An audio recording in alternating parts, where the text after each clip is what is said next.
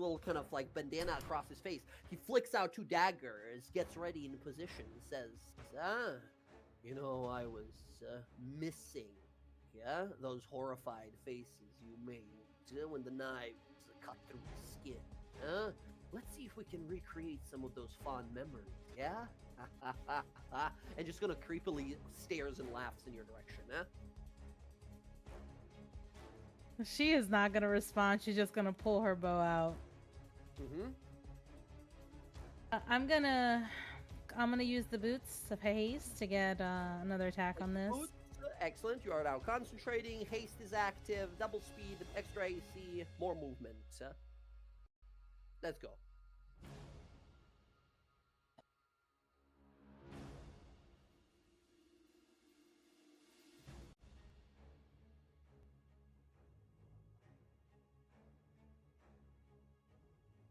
Ooh, nice. 30 total. Totally hits. This is old Riley. Going to Riley?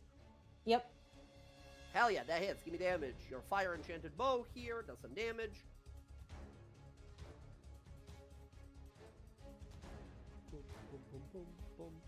Ooh, great damage. Great damage. Very good. Very good. You got 1/1 on a sneak attack if you wanted to roll extra. Reroll, I mean. I have 2 more attacks, so I'm gonna hold it. Okay, understood. Fire the second one.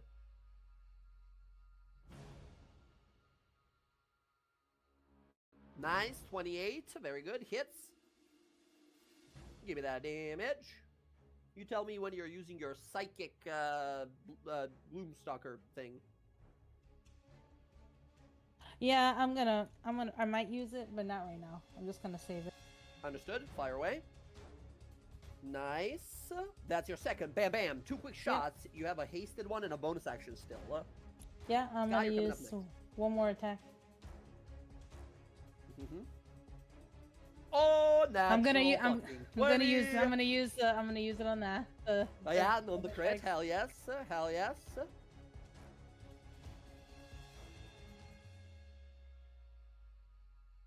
I will re-roll one of those. One of those I haven't ones. Used it. Excellent. Yeah. Do it up. It's a D6. Roll it up. And also, by the way, roll an additional D6 because the additional fire damage from your fire enchanter.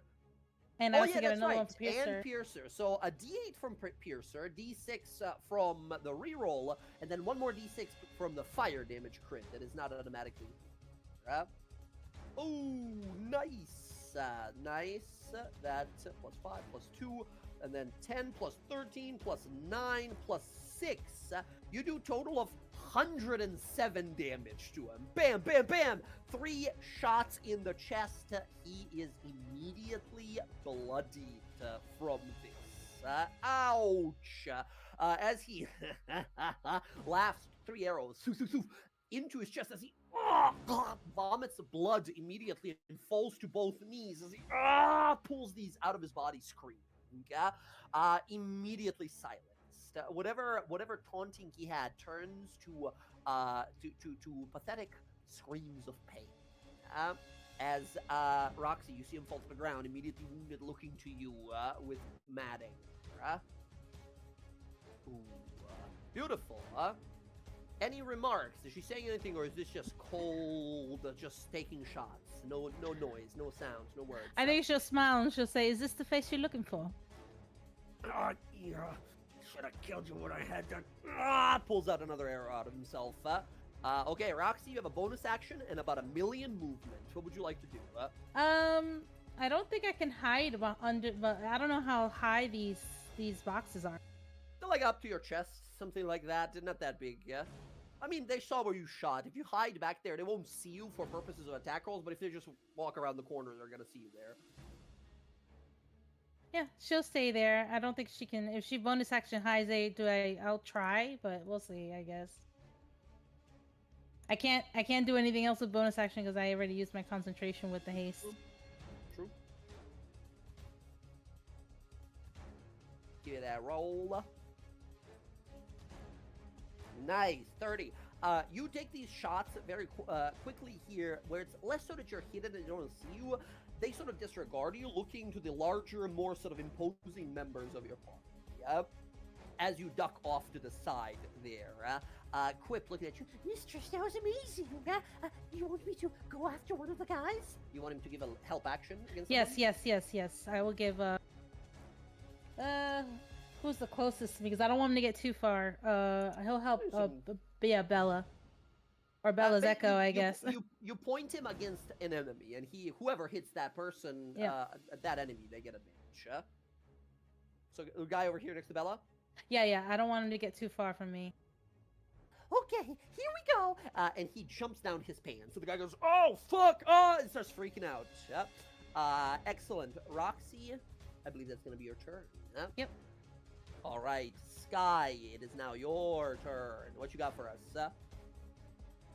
Well, I'll use my bonus action. I'm going to activate my Mantle of Flame. And then we're going to cast a spell. Boop, right there. Okay. Maybe not right there because Bryn's right there. Bryn's appearance on the field has altered my... 20? Yeah, 20's good. 20's oh, never mind. Yeah, there.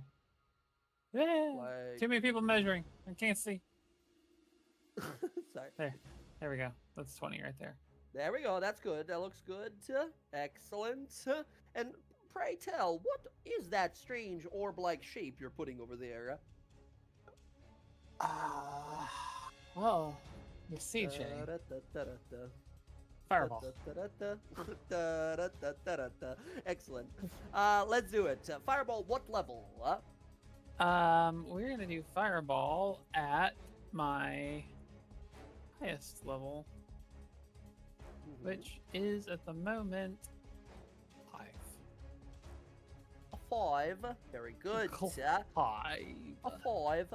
Excellent. Roll that damage for me. And what's that DC looking like with that innate sorcery? Yeah. So innate sorcery isn't active at the moment, just Mantle of Flame. So Mantle of Flame. Right. Sorry. Yep. So it's just a 20. Just a but 20. it does have my it does have the Mantle of Flame's extra damage, and then I'm also spending points to activate Hungering spell on it. So it's gonna do an additional 10. Yes, very Yep. good. Who's that Pokemon? Good. Fire away. Kaboom! There we go. Nice. That is going to be a total of 44 points of damage to guys back there. Half as much as success. Oh, shit. It doesn't work. I have to do it manually. Roll 20. Messing with me. 1 guy, 2 guy, both failed. The bosses fail. Then we have 3 guys in front there. Here comes 1 guy, 2 guy, 3 guy.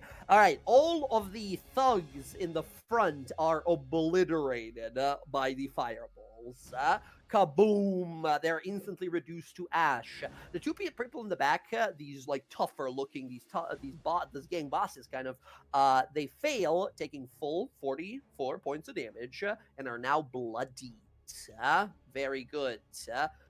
Riley himself gets a natural 20 for 28 total. He will succeed, taking half. Remind me, do you have Elemental Adept for fire?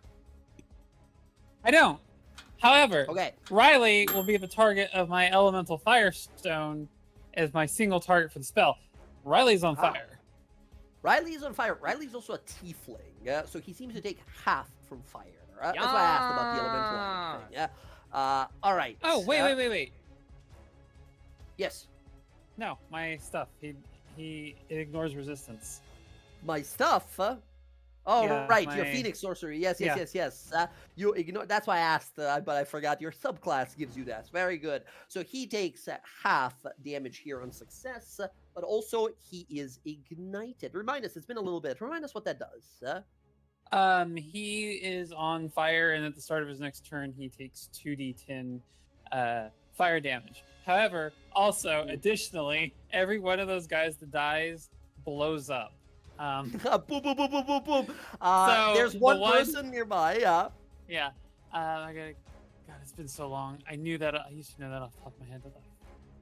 I don't think it's very much. I think it's like a D8 or something like that. It's on. Where the fuck is? There it is. Oh, 2d8 fire damage is what they deal when they blow up. Boom. Excellent. So 5 extra fire damage to that guy beside him. Of explosions as their bodies are engulfed with fire, and you guys watch as they fall to their knees burning. Their bodies begin to glow with fiery runes and then detonate further. Okay, that's a lot of fucking damage. Nicely done. Nicely done. Beautiful, beautiful. Okay, Sky, that's your bonus action. Any movement for you, or hasted action? I still have my hasted action. So we're going to. First, I'm gonna look to Roxy, and I kind of give her that look between like people that like genuinely hunt people down, and like the do you want to kill him or do you want me to like shoot him kind of thing. Like I'm looking for the confirmation if she's like aiming her gun. We cut back to her shooting your brother before as well. Of like as we get over that moment of like, do you want me to? Are we okay? Good. No, she doesn't care if he dies. We just need to talk to him. So like. As long as we can get something out of him before we kill him. All right, then I probably shouldn't be the one to do that. You can't non-lethal magic. I can't non-lethal with range, so I would have to walk my ass over there and stab him. So then the 2 boss guys in the back, we're gonna focus on them. The first one, I'm gonna take a shot at him with just a firebolt for the hasted action. No, remember, you can't do spells. Hasted action, it has to be like a weapon attack. Firebolt is a cantrip. I know, but it's a spell still. It's haste. You can do a spell and a cantrip in the same action. No, you can, but not with the hasted action.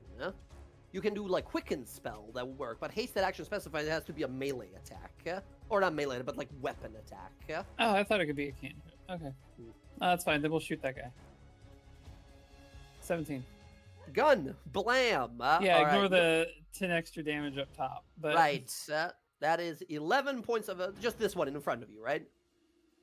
Yeah, just okay. That one right out there. Oh, the one in the back. Gotcha. Okay, 11 points of damage to him. Blam with the gun here. They grab onto the shoulder, angrily pick up their giant maul, and are ready to come charging at ya. Cool. Action surge. Action surge. Let's go. Now here I can fire a cantrip. Yes, for sure. Yes. Okay, cool. Same guy. Now this one will not have that, but we'll have Enhanced Flame. 16. Ooh, against the person you just shot, or? Yeah. Yes, 16 totally hits. Cool. He takes another Kaboom, 17, nice. And he's on fire. 17 damage, and he is also set on fire. Well, no, he's not set on fire. Set on fire happens when you meta magic stuff, right? No, it's the effect of the elemental stone. When I hit a target with a spell, it's right. But when you use I believe I'm gonna give it a check, but I believe when you use a meta magic on a spell, it lets you. Where is it? The elemental essence shard. This thing here. When elemental essence shard activates when you use a meta magic option on a spell while you're holding the shard, it activates. Fair enough. Mm-hmm. The effect that you have the blessing of the fire elemental, that's the one that makes people explode. Yeah. All right, gotcha. Kaboom! Another blast here doing massive damage. The room is already looking devastated after Sky's explosion here and Roxy's arrow strikes. Sky, you two have insane high movement right now if you want to go anywhere. Nah, I think I'm safe. Chillin'. Understood. All right, next up we go to all these thugs and toughs. They're going to approach and start making attacks here. This one is going to go over here towards Bryn. This one is going to go down towards Sky and Casimir. Bella, you can make an attack of opportunity if you want to, as this guy passes by you to go after Casimir. Yeah, sure, of course. Yeah, let's. I want to take that attack of opportunity. This guy's gonna go over to Bella, and this guy's gonna go to Bryn. Bella, the one that's super wounded, it goes to Bryn, the one that goes to Bella. You can make an attack of opportunity if you want against. Oh, hell It's yeah. fine. 19. Nice. 19 totally hits this guy. You hit him for 27 points of damage. You swing. We hear that whoo of wind. And we see, Casimir, you look over. 2 parts of a guy spin in 2 different directions as she kills him instantly. As he lands at your feet. Bella cleaving through people there. And then Bryn, give me 1 attack against this guy over here. That goes for Bella. 23 hits. Oh my gosh. Nice with the radiant and lightning and cold. I got all the elements in there. Nice. 19, 20 points of damage. Bella, you cleave this one. You look over and you see a guy run towards you and stop, fall to their knees, and you see a gigantic axe they have for a mohawk right now in the back of their head as they just sort of hit the ground. As you see Bryn has fucking cleaved through their brains. Nicely done. Keeping safe our teammates. But there's still some left. So they're gonna start beating on you guys. First of all, Bella, these guys over here are going to gather up and attack your Echo here. They have pack tactics, something that gives them advantage on their attacks as long as they're sort of flanking with an ally. They each have 2 attacks. Bella, this is against your Echo. The Echo's gone. Nope. 22. Oh, they have advantage. Oh, With okay. advantage because of pack tactics. Oh, yeah. Okay. I was The stoked. I Echo- was like, yes, natural 1. No. This guy looks confused, like, what the? And then he tries to smack a hammer against Quip here. Here's an attack for Quip. 10. 10's gonna miss Quip. All right. Next on up here, Bryn. We got people ganging up on you as well. First of all, the tough boss here is going to try and get you out of the way. He's going to walk like this. By the way, Bella's Echo, I'm going to put in the corner next to Roxy until you decide to resummon it, just so it's on the field. Bryn, you look at this person like, where the hell, where are they going? And then they, 8. 8 is not going to hit you, no way. Second attack, 11. Nope, nope, not even a little bit. Damn it, as they sort of to themselves. Next up, this one is going to step into the space of the dead one next to Bella here. Oh, sorry, Bryn, actually, the one up top here is... Oh, actually, these guys, the big guys, the bosses, also have pack tactics. So, no, actually, 20 misses you as well, right, Bryn? Yeah, I need a 20. Oh They my need a God. 23 to hit me. Excellent. The one top left, this goon, this minion guy up here with his pack tactics goes 2 attacks. 17, 22? No. Oh my god. All right, excellent. Bryn, that's it for you. Bella, this person that walked up to you tries to get you out of the way. They go, wha, wha. All right then. 6 and a 7. You first one that swings at you, you sort of like shoulder slam into their chest, sending them back like, oh, you fuck. They go for the second one. You full on kick into the front of their knee, making them sort of fall to the ground. As you realize, like, this is not an even match.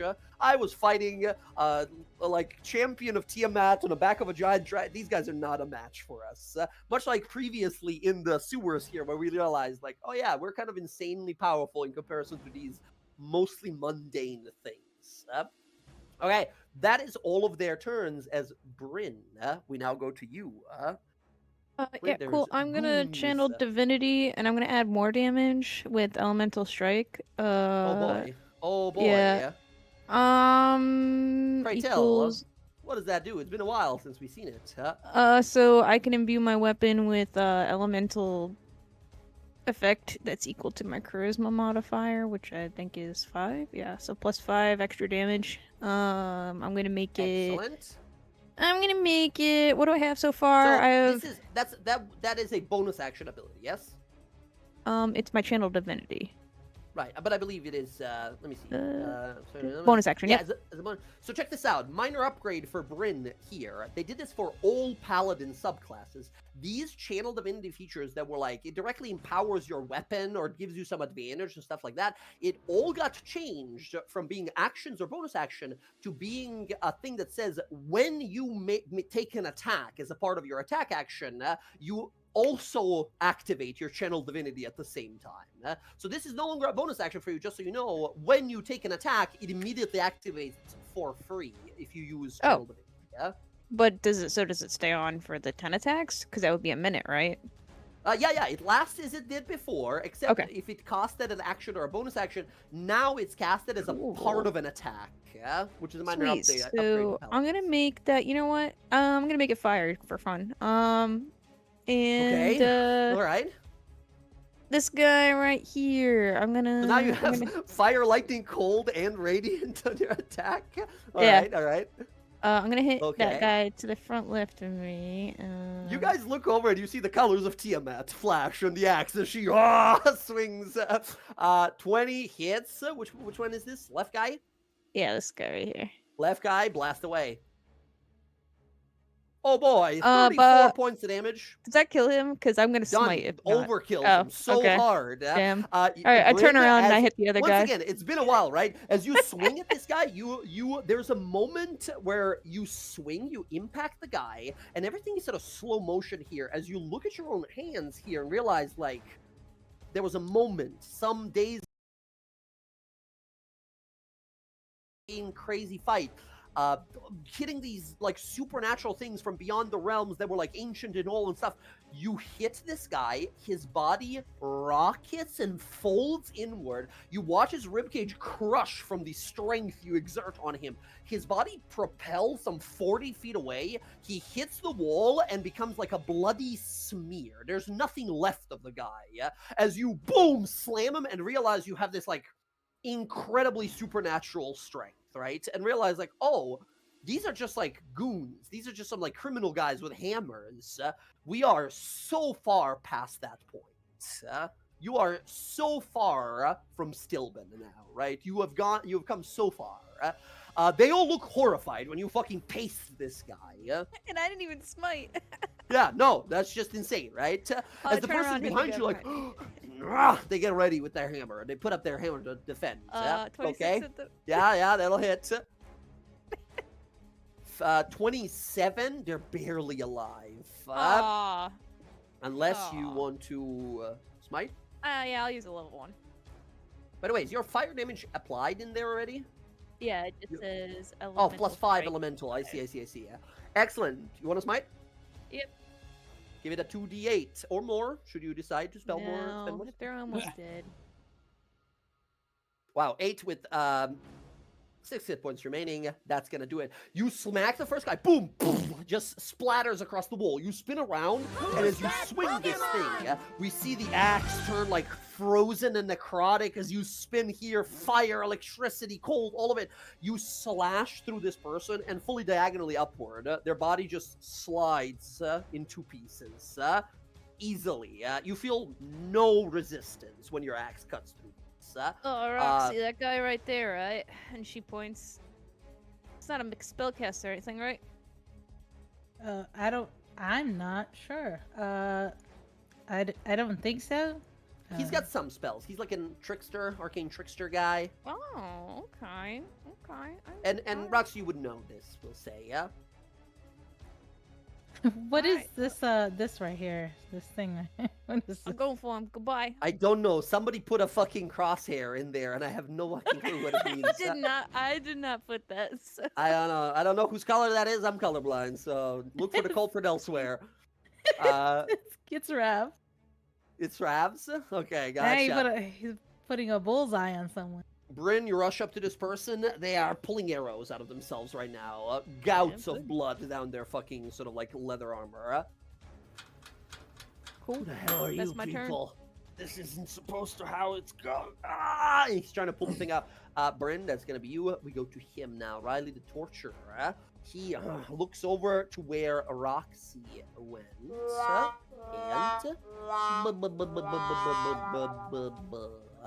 And he is going to he's an arcane trickster guy. This is what he does. He looks through his pack. He pulls out a spell scroll and opens it and begins reading it quickly. The spell scroll begins to burn away, and he is going to cast a spell. Can I counterspell a spell scroll? Yeah, you totally can. Yeah, Excellent. counterspell. He needs to make a con save against your spell save DC. Here's the save. Natural 1. He, on a natural 1, opens his scroll of Cone of Cold. The scroll begins to sort of freeze and kind of turn all like icy and tundra magic over it. And then all of a sudden, as he begins to sweat, as we see at the center of the ice spell, fire begins to burn, and then burn outwards from the scroll as he drops it and sort of like shakes his hands around. Oh, by the way, roll that damage as well. At the start of his turn, I believe he takes that damage from your elemental firestone. Yeah. As your fire, oh nice, 14 points of damage. As your fire destroys his scroll, he looks over like shit. I just You're gonna pay for this. waggle a finger at him. Okay, he runs. He is going to go like so. So Bryn doesn't get an attack of opportunity. And then he's going to use a bonus action to dash. As Sky and Casimir, you guys can take an attack of opportunity. He's like, fuck this. And he's just running for the door. Casimir, actually, he's still in your range, technically. Sky, you have a sword you can stab him with if you want. You do indeed. I do have a sword. Okay. Thanks for turning these things off. That doesn't deal. He's right next to you through the door. He sprinted. He's sprinting. He's running for it. He used the bonus action, cunning action, to dash. He's got arrows in him. He got fucking That's fire 13. exploded. 13 is not going to hit, unfortunately. He's going to keep moving. That's where he gets. That's him. Bella, there's like one goon left. Your party has decimated these guys. There's one guy left as you look over to the guy like sprinting finish past this. you. Yeah, I'll finish this. Yeah, I'll summon my echo like right in front of the dude. That's as he stops there. We see emerging from the floor below is another Bella, right? He's like, what is this? So I want to take my attacks. I'm going to try to kill the goon in front of me and then knock the dude out. So first attacks at the goon to try to kill him. Let's Here we go. 17 hits. 17, AC 16 hits. Nice, 25 points of damage. Okay, second attack. Ah, fuck me. 15 just misses, but still does strength damage, so 6 points of damage. Yeah. 6 points of damage. Is he dead or not? Not quite. No. Close to bloody. These are the tougher guys. Okay. We'll finish this. I'll just keep attacking. Okay. The 26. They are barely alive after that. One more ish hit like that. So and then I'll unleash incarnation to hit the bottom guy. Fuck. Is it 16 16 hit? Against him just hits. Okay. As he's running, this is non-lethal. Yeah, non-lethal. Okay, he's running out. We see Bella there. He makes eye contact with everyone like, okay, that person there. I gotta get out. I'm gonna get out. We see Bella look at this guy as this other person run up and Bella's fighting this guy. We see it from his point of view, right? As he's running from the door, a hand comes out from the side of the door of Bella's echo, grabs him by the throat, picks him up and just slams him into the ground, knocks his ass out. He's KO'd. He's just out all of a sudden. As the person in front of him is like, boss? Shit. Okay, and then Bella. I'll action surge and just. Oh God. Yeah, go ahead. Be done with it. Just be done with it. 17 hits, and that's gonna fucking do it. Okay. Bella with cleaving strikes here. You swing once. You're like, they're gonna block it, so I gotta put some strength into it. They put their weapon up. You cut through the weapon through the side of their chest and body. As once again, you guys are overpowered superheroes for these people, right? This is the boys, right? And you guys are like superheroes, and humans stand no chance against you, right? As you guys realize, like, oh my God, we are so beyond what is normal now. As Bella, you cut through his fucking the mole they have and their body as they're just fold over and fall dead to the ground. As you guys are like, is that it? It's done? As you guys look around, you guys entered 5 seconds ago into this room, and now everyone, Casimir, you're like, never mind. Right, it's ready to cast the spell. As you look around, the battle is over. As you see Bella's echo pick up this guy by the throat and just throw him back in there, into the middle of the room here. he's knocked out. He's got a giant fucking bruise and fucking black eye and everything, bleeding from arrows on the side of his shoulder where he got shot. It's a miracle he's alive.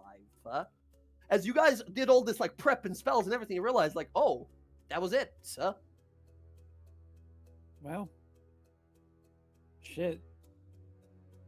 That was underwhelming. They just kind of gesture to him. All right. Well, Rox, do your thing. All right, she's gonna tie him up. We have a chair here anywhere? I mean, got a Yeah, box, she'll grab. No, like there's a chair right here. 6 of them. She'll grab a chair. She'll put him on there, and she'll like tie him very tightly, okay. and then she'll slap him awake. Yeah. This is a quick equivalent of like, we're the criminals. We're doing criminal stuff. Is that Goku to just walk through the door? Right? It's pretty fucking rough. You walk over to him, Roxy, here, and you slap him awake. The pain in his chest still. Burn marks on the side of his body. There, fucking bruising around his neck. What happened? How did... Roxanne... This can't be. You're supposed to be fucking dead. Well, you know, you never did went to you really check to see if I was dead. Now, did you? How did you... He said you would be dead. What the hell's I'm going on? Sure, he How said did a you lot of find me? things. Well, you're easy to find, actually, because you know, not many red tieflings running around. Looks over to Casimir. Looks back to you. What? I don't... You want your revenge, is that it? Hoping to No, well, make sort me of. feel... You don't scare me, huh? Half-elf. You can torture and cut all you want. I've seen it, I've done it before, huh? The pain I inflicted onto you, that's something you can't ever forget. No amount of revenge is gonna make you feel better about that.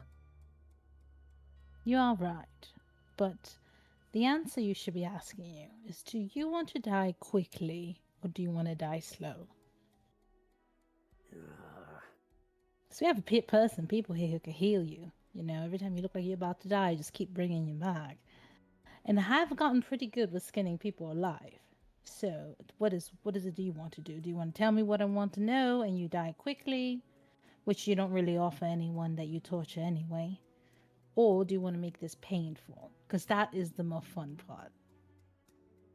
He scowls at you. Just look at yourself, huh? Look what my work has turned you into, huh? You're one bad day away from being me, huh? No, Can I shoot off his horn? Oh wait, does Cass have a fucked up horn? I don't think so. Cass, you tell us. I mean, you could have come back any way you wanted when you got reincarnated. Yeah, it came back. Normal, yeah. I mean, you could shoot one. Sure, shoot it. Fuck yeah.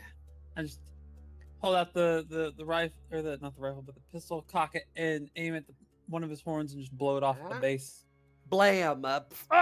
He screams on out immediately. Bastards, Crazy, Lucky I've never seen that bastards. before. You're gonna pay for that. I'm gonna ensure endless fucking torture for every single one of you. How did you get this strong? I don't understand. You were nothing before. All right, well, you know, this is taking too long. Bryn, can you do whatever you gotta do over here and like blast them or whatever you gotta blast them with? And What? Wait, you mean blast him? I was just gonna make sure he told you the truth. Yeah, whatever that is. Is it gonna you be do that. painful? Zone No. of truth here as Bryn, you call out to the powers that be above the thunder, the tempest, the cloud of storms spills out from you and kind of surrounds the room before it dissipates. You see him like troubled, kind of fighting against it, but he can't quite. Let's see, a charisma saving throw for him. He's a skilled liar. What's your DC, Bryn? Actually, it doesn't matter. This spell says you make a save at the end of your turn for 10 minutes straight. I'm not making 10,000 saves. He's going to fail eventually. Yeah, he fights against it for a brief few moments, and then you feel the spell take hold of him here, Bryn, as you watch his muscles like tense up as electricity sort of zaps him. He is compelled to say the truth now. All right, well, Bryn, really quickly, do you really hate your mom? You gotta say the truth, because you're in the circle. Oh, you want me to say no? Because it's not the truth. Obviously, yeah. All right, good. And we do know we're on the same page here. All right, Riley, where is Declan? Where is he? You'll never find him. There's no way. How could you find me? I don't understand.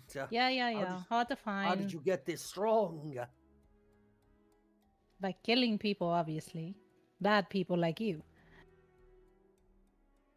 All this confidence you've got now. All I remember is a scared girl who screamed every time the knife pierced the skin. How? How could this happen? He promised I would be safe. He promises a lot of things. So, what do you owe him? Absolutely nothing. I worked for that man for decades now. I don't understand. Well, you better start cutting, because I'm not saying shit. Really? All right.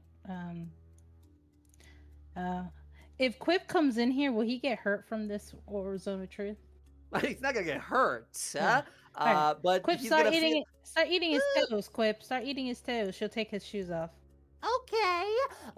He vomits acid on his toes and starts like nibbling on them. He's like, what the hell is this? Quip in the Zone of Truth goes, I'm a freaky little guy. and biting on his toes. Oh my god. As he's like, oh god, get it off, get it. This goes on for a while, right? As Roxy, can you go ahead and give me an intimidation roll with advantage?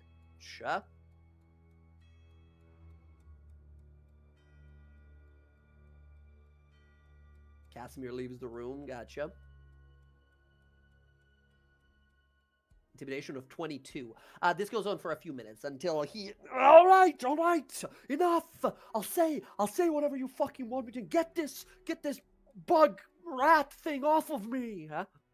All right, Quip, no more toes. Quip looks up. I like to be stuffed into places where I don't quite fit. He walks out of the Zone of Truth. He looks at him like, what the hell? Demons?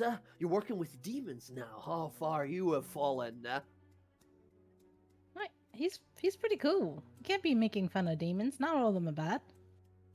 Quip starts crying. She means it because she's in the spell. This guy's crying, happy crying to himself.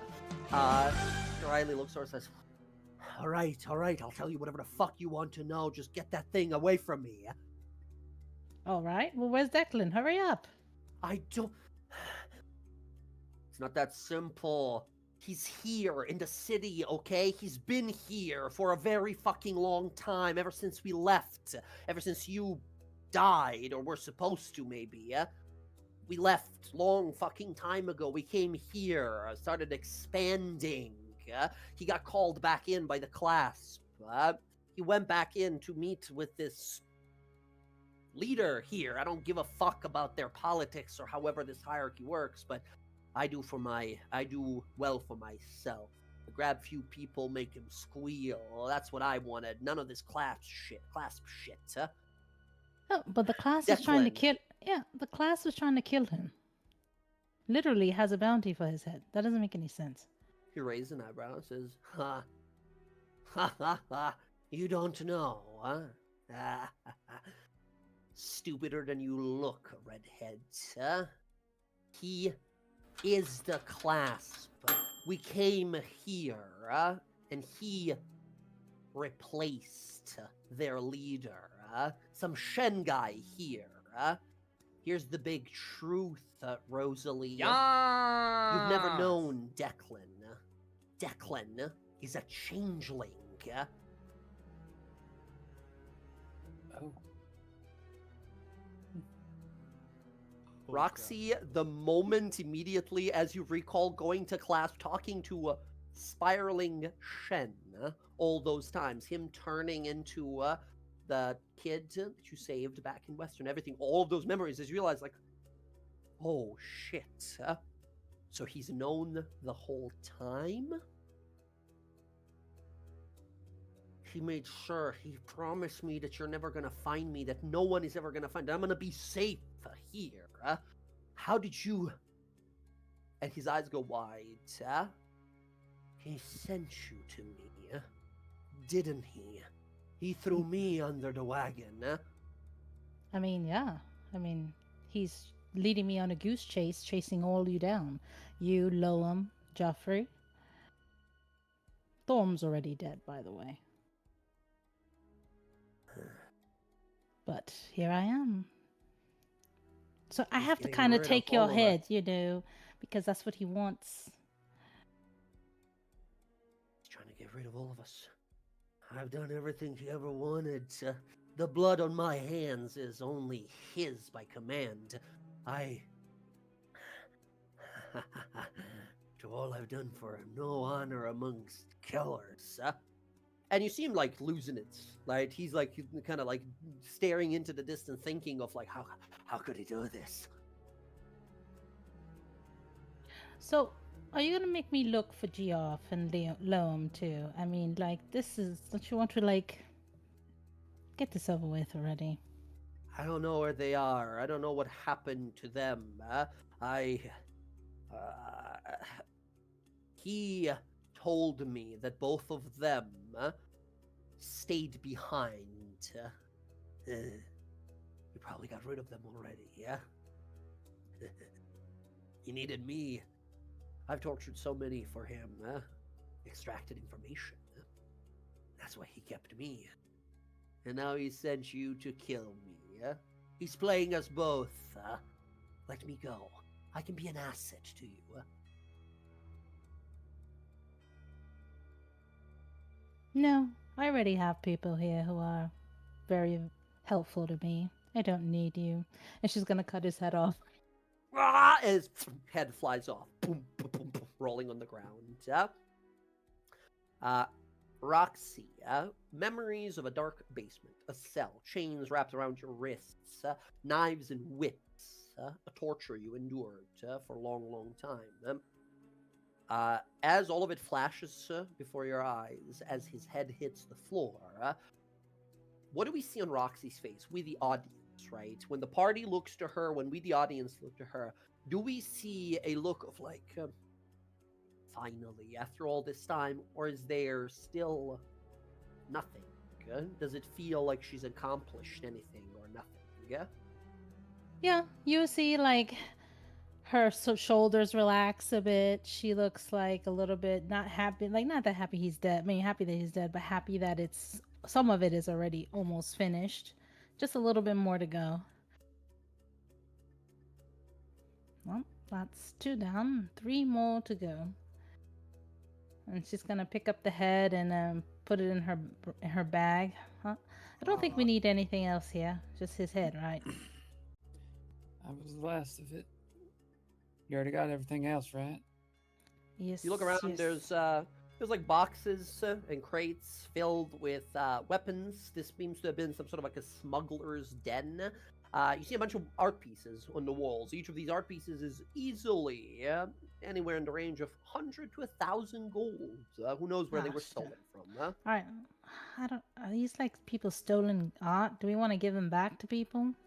I Maybe think we just alert the tip off the guards. watch. Yeah, and exactly. tell Yeah, them let to them know come it's down here. I don't want to take any of this shit. It's terrible. They stole these shit from people. Roxy, I mean, really? we keep the booze, obviously, but like art and stuff is different. Are Now that you okay, know, yeah. Well, it means he was fucking playing with me this whole time. He tried to say that Declan was working for the Myriad. That means he always knew that I was working for the Myriad. I'm shocked that he didn't try to kill me the moment I walked in that room. But now you know where he is. I do.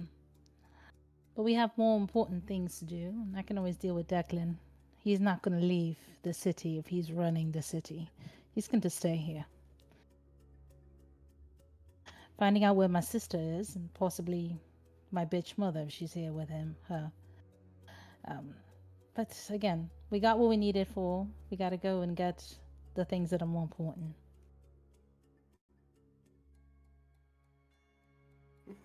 He's not going anywhere.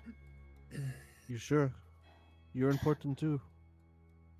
Yeah, but maybe we should take Riley's body. I wonder if he's gonna send someone down here to check on him. He'll know he's gone. Throw it in with them creatures back there. Let them eat it. Oh, yeah. Alright. Oh yeah, Emily, we found shit monsters earlier in the swamp. in the sewers. There were sewer monsters. Quite literally, they're Otiugs. They're garbage monsters that eat garbage and all kinds of gross stuff. Nice. I was totally hoping that Sky was gonna be in the zone of truth. I was gonna ask her if she was really gonna fuck that vampire. Quick glance to the room, you guys. You find 170 short swords, 125. You find all of this stuff. You find a lot of weapons here, like a ton of fucking weapons here. Do you think they stole these from like the army? I don't know. Possibly. It's a lot of weapons. What the hell are they gonna do with all this? Smuggle them It out. seems like they haven't. It seems like they haven't been touched in some time. They were probably hoping to smuggle them somewhere, maybe, but this was just like a stash. Usually, criminals will, when they steal something, they probably won't sell it immediately. They'll leave it to sit for a long time before they sort of move it. The only thing I'm worried about is if we show up with like 170 short swords, people are gonna be like, "Where did you get all this shit from?" You know what I mean? Fund a small army. Okay. They'll probably excellent. think we stole it from them and then trying to sell it back. Also, most likely, no one's gonna buy 180 short swords. no one needs that many short swords. As you guys slowly begin to return up to the city of Iman, you don't need to move yourself on the map here. Is there anything else you guys wanted to check down here? You checked most everything. Is there any other checking, or should we head back upstairs? Did we deal with that angel dude who was turning? What? Angel dude that was turning? There was. That was in the Thursday game. Rav, that was in the Thursday game. That's a different. Yeah, that's when we died. That's a different dungeon. That's Yeah, we when you couldn't died. do. We couldn't do shit because we died. Yeah, we. No, No, that was. You're thinking your lines are your fucking wires are crossing. We saved the paladin guy, and then You saved the there was paladin a- guy. Yeah. Yeah, and here we Vampires are. dead. Okay, gotcha. Yep, This was the guy. You saved this guy. His name is Julius. that's right. Yep, wires crossed. His name is Keanu Reeves. Casimir, you get a glimpse of a different reality, a different time, a different person, and then you come back, and then you continue. Wild visions. Visions are wild for diviners. Stop playing with the okay. future. Excellent. But yeah, no, there's not much left to find down here, in all honesty, you guys. I will say, you guys, a long time ago, when we came down here, you guys fought some assassins, and you found a locked room that you never went to investigate. And you said, we'll do it later after we finish this. Would you like to go investigate? Yeah, I mean, while we're down here, sure. Excellent. To lead you there quickly, oh god, to lead you there quickly, you can go this way. Follow the line, and you'll make it to the place. As you will see that, like, oh shit, if we just went on the outside here, we totally would have missed the guy who was being tortured. Glad we found the Mr. Handsome. Mr. Handsome. Very good. As you guys make it on over here, yes, if you go to the room on the right there, you will notice that the northern side of it has a door, and the door is wooden and locked. Roxy, where you going? Locked doors over here. Oh, I thought it was over there. No, up there. You were doing it right. 'Cause you guys were actually in this room before. If you go around the Oh. corner, you opened the door over here and killed everyone inside. I have no idea where I'm going, guys. Please Down take- here, Britt. I got you. Down here, follow the line. Follow the line. I'm stuck in the I was wall, like- Jay. I don't know. Oh, okay. All right. How about I just force move you guys all to one Please. spot? Check this out. We do it like this. There we Thank go. Excellent. As you guys move here, yes, you killed a bunch of people. You came into this room. So, Sky, you can totally take a key off of one of the bodies and unlock that door to the south if you want. Additionally, no need to lockpick, Sky. You will also find the key to that room over there as well. Where you see the party's gathering. Friends, unlocking the door, you will find a Holy small shit. treasury. You Oh, see a nice. gathering of stolen loot, gold chains, jewelry, gemstones, all manner of bejeweled and interesting things. Inside here, you find the following. Roxy, there's alcohol on the ground. There's more. There's more alcohol. There's bottles of booze. There are some. They're probably like vintage and very valuable things. We saved the most valuable one for when all this shit is said and done. All right. Is there Go. anything? Is there anything worth in- anything in here? Yeah, for sure. There's a lot of gold and gems. All together, if you guys want to drop it into the party loot, you find 170 platinum, 3,455 gold, 1,225 electrum pieces, and 12,001 silver piece. Wow. These were the electrum bandits. They had all the electrum. No, but yeah, you find all of this money down here. Apparently, it was a little like smuggler's den. Whole section here was like a smuggler's den, and these guys were hoarding it away, hiding it away. Add that to our little party loot table. Much appreciated. Yeah, let's see. So we have 270 plus. I'll let you do that math. But 170. yeah, excellent. You guys can spend some time looting this place up, and then we heading back upstairs because there's really nothing unless you guys want to fight the Otyugs, like I said, the filth monsters. There's nothing much left here. Can we not? Could we not? Excellent, excellent. Here's the thing. Here's the thing. Bryn has immunity to diseases. None of the rest of you do. So yeah. And I can hold. Yeah, we need them to eat his body. So I got to. Yeah, you can give his body to the filth monsters. What a poetic ending. But yeah, you guys can make your way back up. Which, by the way, reminder, we made our way down here by being able to convince the priests of the Raven Queen, as we figured out this hideout information given to Roxy by Spiraling Shen.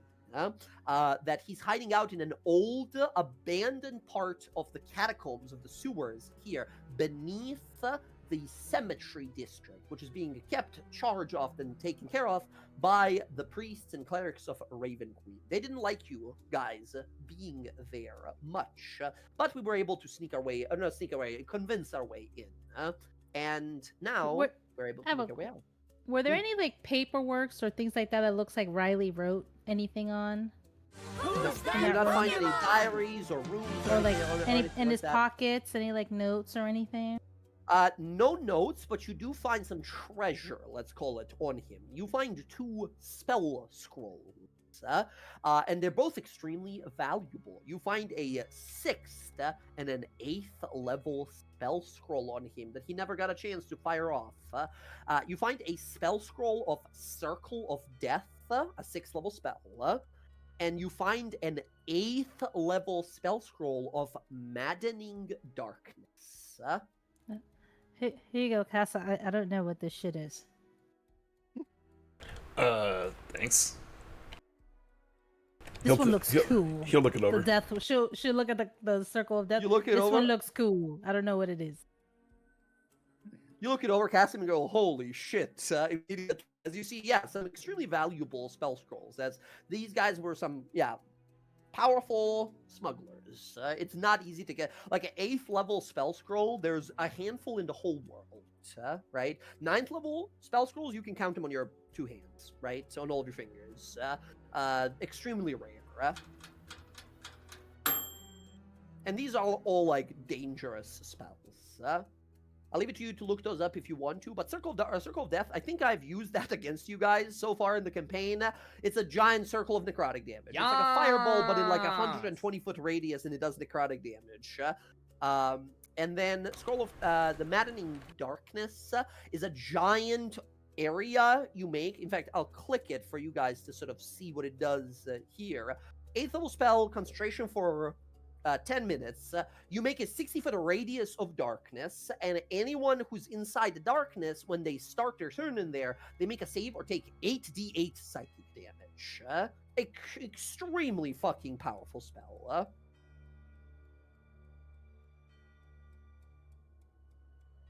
But yeah, with that, we do make our way back up to Iman. We find ourselves at our favorite hangout, the Laughing Lamia Inn, where all manner of mercenaries and adventurers gather. As you realize, like, okay, that's done with for now. This knowledge that this person is still at the head of the clasp, now that's a problem. As what's the conversation at the table?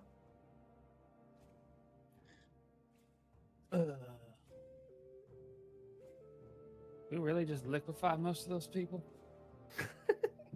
No, I guess so. I thought it would be at least like a workout, but it wasn't even like satisfying, you know? I mean, guys, I just want you to understand. We died and then went to hell to bring you back. You want more excitement than that? We're about Am to I have to an fight. adrenaline junkie? We're gonna have to like fight a possible family. That shit's gonna be a hard fight. Let's take the wins that we get. I guess it's just, you know, not realizing how much we've grown until you see it. I mean, we did beat Archon, which we thought was unbeatable.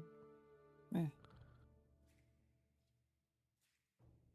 You, which by the way, as you guys are sitting there, a bunch of people are going by like, oh my god, I can't believe it. It's them, the legendary heroes from that I heard of, the Tal'Dorei, and there's like people talking about you in the background, right? But you guys are just looking, you know, by yourself, like, wow, that was crazy, that was easy. By the way, Bryn, you and your dad still able to help me? What?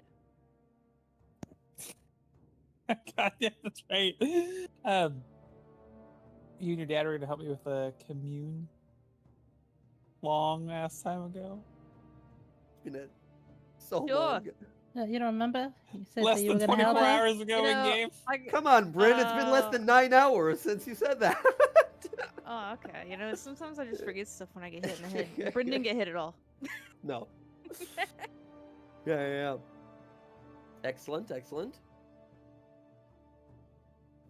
I think that's on the menu today, right? Do this commune that we were planning as Sky wanted to do a commune to try to reach out to Divinity here, but you only mentioned that he can only partially help because he's not of the same divinity like she is.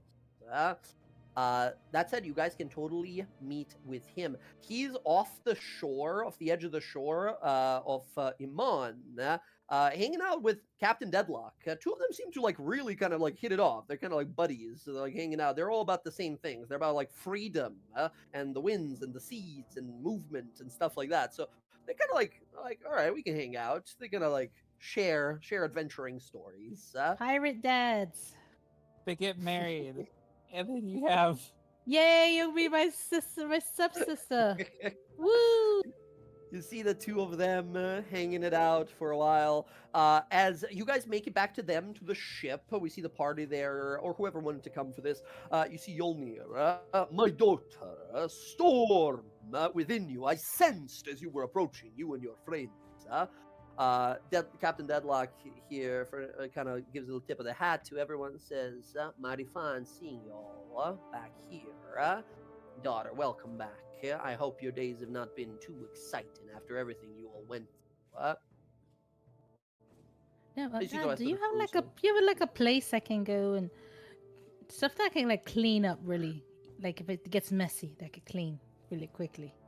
Like on the ship, we had the brig down there if you want any kind of mess, and that's fine. All right, yeah? thanks. See you all. Good luck with whatever you're doing up here. All right then.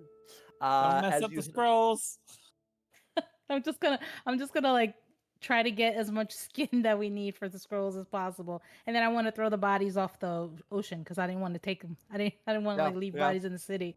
Fair enough. Sploosh, sploosh. As you work on your calligraphy in the brig, you see Yolnir kind of look over. Well then, you wished to speak with the divine above. This I can help you with. Tell me, when are you ready? I can provide some help, but know this, little mortal. He kind of looks to you, Sky, and says, the answers you seek might not be the ones you wish to hear. They rarely are. Well, the answer you don't want's better than the answer that you don't have. So. Very well. I am ready when you are. He looks over to Bryn and says, my daughter, Eye of the Storm, will you help me be a conduit for this divination? I have to call the attention of the Thunder Father above. Oh yeah, it won't hurt me. I'll do it. Very well.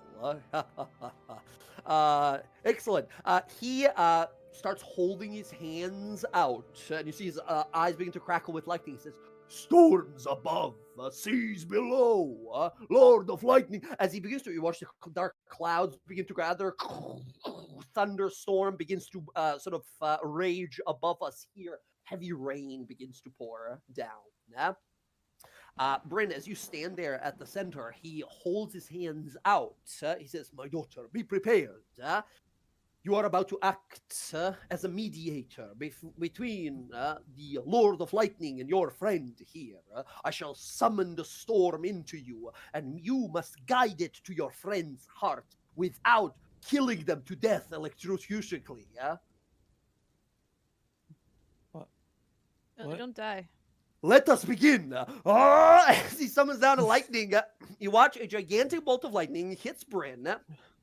As the ship like shakes all of a sudden, Bryn, you sort of hold your hand out. Here, Bryn, as this lightning channels through you, feel no pain, of course, or nothing, but you hear the thunder above you, almost sounding like a voice speaking. Yeah. As Sky, you watch as Bryn's eyes sort of light up. Bryn, what does this look like? How do you sort of like try to channel this power into her? Do you hold her hand? Do you like grab her by the side of the head? Do you like smash your foreheads together? Like, what do you do? Yeah, she's gonna do that. She's gonna be like, all right, let's go, and she's gonna just grab Sky's face and smash their foreheads together. The moment she does, Sky, like, what the fuck? Boom! The moment that thunderclap happens, Sky, you open your eyes for a moment and look around. You hear the sound of waves impacting a cliff nearby. As you look down, you see an ocean and waves smashing into it, a cliffside dangling off, looking down. As you see there, currently standing at the side of the cliff with you in this like commune is Bryn here. As the skies above the cliff that is getting slammed by lightning, you see a figure begin to emerge from the clouds, a massive head of a god, or a visage of one. And here's the lovely thing about gods. Gods don't have an appearance. They look to us what we imagine these gods to look like. So when Bryn looks at the face of the clouds emerging, what's the face that Bryn sees? Does she see her face? Does she see a like tall man with big beard and like Zeus-like appearance? What does Bryn see Cord like?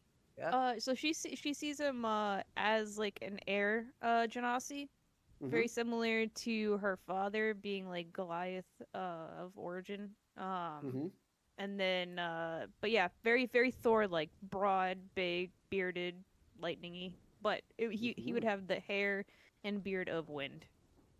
The clouds kind of like her and her father. Excellent, excellent. As he emerges there. And Sky, when you look at Cord, what do you see? Yeah? Oh, shit. I don't know.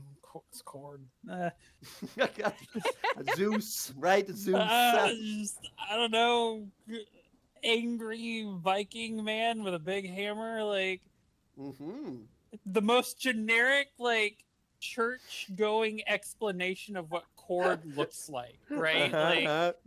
Like, You yeah, saw, like you her saw own... the frescoes and everything. You know that's what Yeah. you imagine. Guy with a hammer. It's not her god, so she's just like, Yeah, yeah, that's yeah. Cord.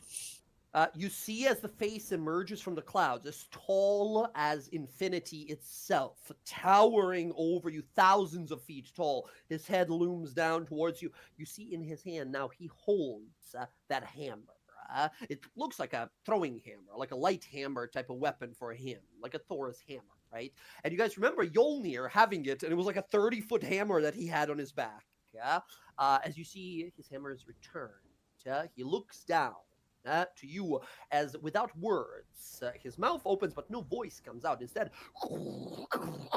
thunderous clouds, lightning slamming right next to you guys along the cliffside there, threatening to shatter the ground you stand on and send you to the seas below.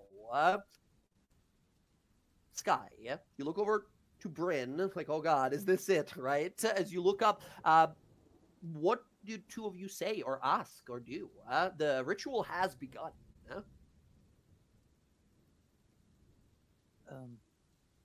I don't speak Thundercloud, Bryn, so you might need to translate for me. I think he knows how to speak the language, but okay. Does he? He's a god. Do you understand me? Or do I need to, like, thunder with my mouth? I understand your words, mortal. That was your first question. Oh, fuck! Why would you do that? I don't know how this I works! said he's a god!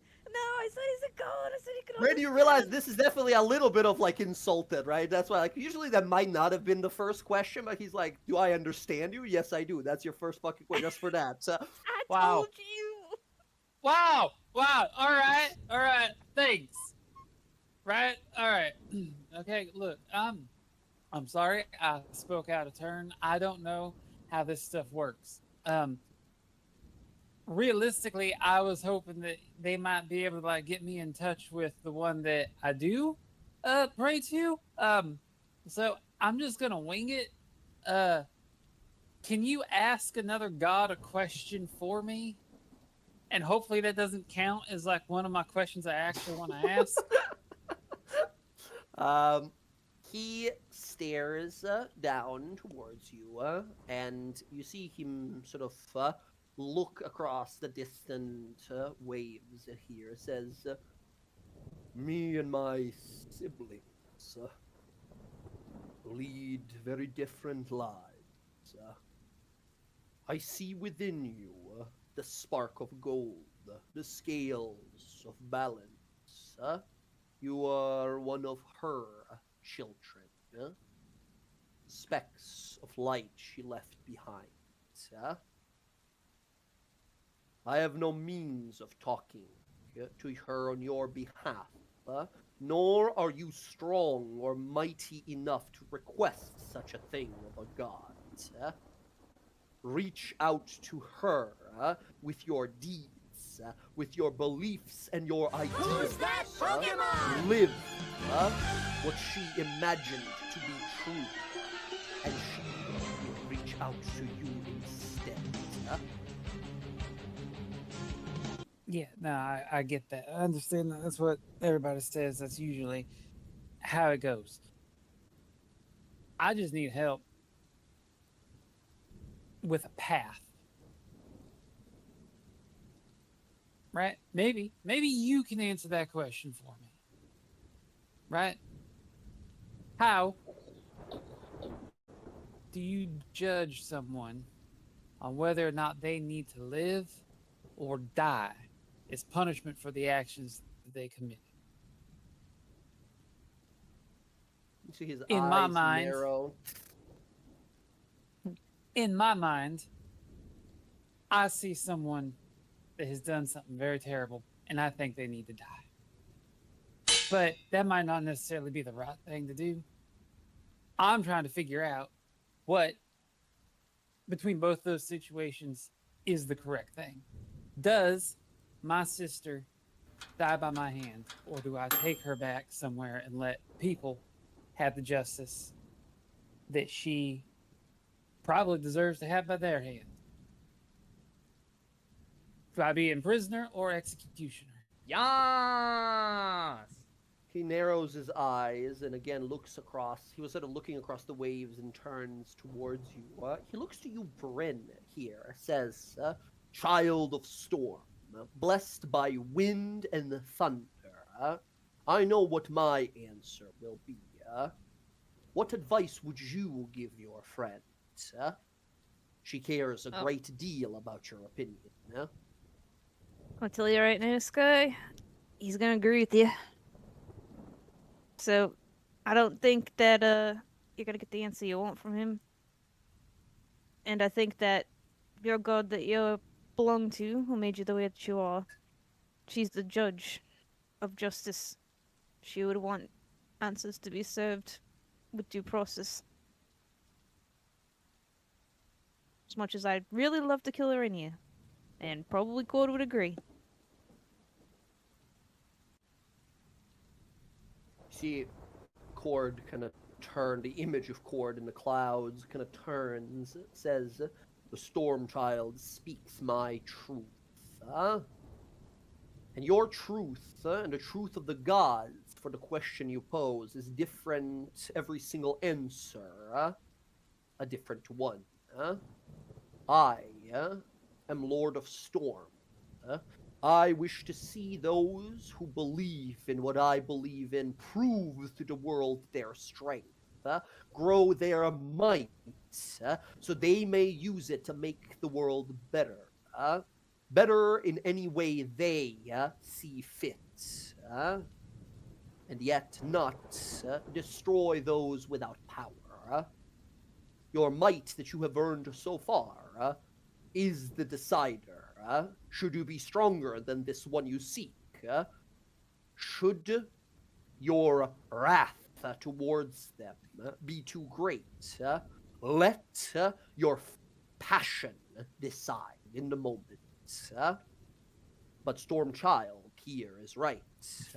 My sister, the lawbearer, she would see this person brought to justice, exposed to truth, bereft of all of their lies and faced with all of their deeds. Who can say who is right to be judge and who executioner? Others, too, would say different. Everlight, Serenray, my sister, she would want everyone to have a second chance. One more try at being better. But gods or mortals, being better is the hardest thing we can try to do. Ask some of my misled siblings. Torog, the crawling king, would see this person tortured until the end of days for their deeds. The ruiner, Grumsh, vile as he is, he would tell you to get your vengeance to blood and carnage. Don't you see, mortal? My advice means nothing. It only matters what you hold true in your heart. And when he says that, a lightning bolt hits you through the body, shattering the cliff, as that is the third and final question, as both of you plummet into the ocean below. As instantly you awaken on the ship. Falling Sky is like, this is bullshit! Bro, I could have told you that if you were gonna ask. You should have fielded these questions before we went there, because I could have just told you what he was gonna say. You see Olnir sort of move his hands away. I hope that was useful to you. I was able to produce the magic, but I was not there with you. So whatever questions you have, I hope they were good ones. Yeah, I got the answer I wanted. Thank you very much. And I look to Brent. And thank you for whatever that was. Right? For telling you the answer that he then told you. And when she goes to reply, Sky just crack in the jaw. And that's for hitting me. Oh my, and Bryn just rubs her jaw, just doesn't even flinch. I'm gonna throw hands now, and then Brim punches her back. Yolmir goes, excellent, I will prepare an arena for you to fight. And he turns and starts waving his hand as he's a cord guy, right? He's like, oh, a fight, excellent. And he watches the ocean begins to like swirl as he's making a whirlpool for you guys to fight in. It is ready. What? Why All right, let's go. a whirlpool. Off the ship. Brim doesn't have to breathe. Yeah. This guy like, this is not fair. It's a water person fire. As eventually they bring you guys back out. Like, all right, that's enough. Very well. If that is all done, me and Ferdinand, Captain Deadlock, I'm sorry. We've been talking for some time. He is a man of great adventure. He's been to all four corners of this here plane, and he has freed many a slave in his journey. Something that I too wish to give my strength for. He looks to Bryn and says, my daughter, I wish to spend the time I lost from you, that was taken from us, with you, to get to know you better, to see what electric surge roams in your heart. But one day, maybe, I think I would like to set sail with this man. Go out on adventures while I still have youthful excitement in my chest. But you come first, you should know. If you say no, then I stay. I've got to figure out what I'm doing after we figure out the mom situation, but I can't. I'm not ready to retire and work in an academy anymore. Kiddo, I've been meaning to talk to you about that. Your mother and I, we had a passion, a love that cannot be described in words. Only in the stormy skies and clouds above, I could write a poem for 10 days of what passionate person she was. But I see that my duty has taken from her greatly, much of that heart. I will go with you to this event you mentioned, to her wedding.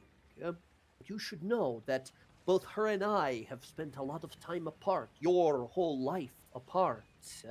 We might not be as close as you might hope us to be. Look, my intention is for closure for her to just leave me alone, because she seems to think, for some reason, that I'm gonna go over to her god and work with her. And I've been trying to tell her it's not gonna happen. I see. Tenuviel must have looked to the moon and stars after I left, Must have dedicated everything she had to it, I'm sorry you two have such strained a relationship,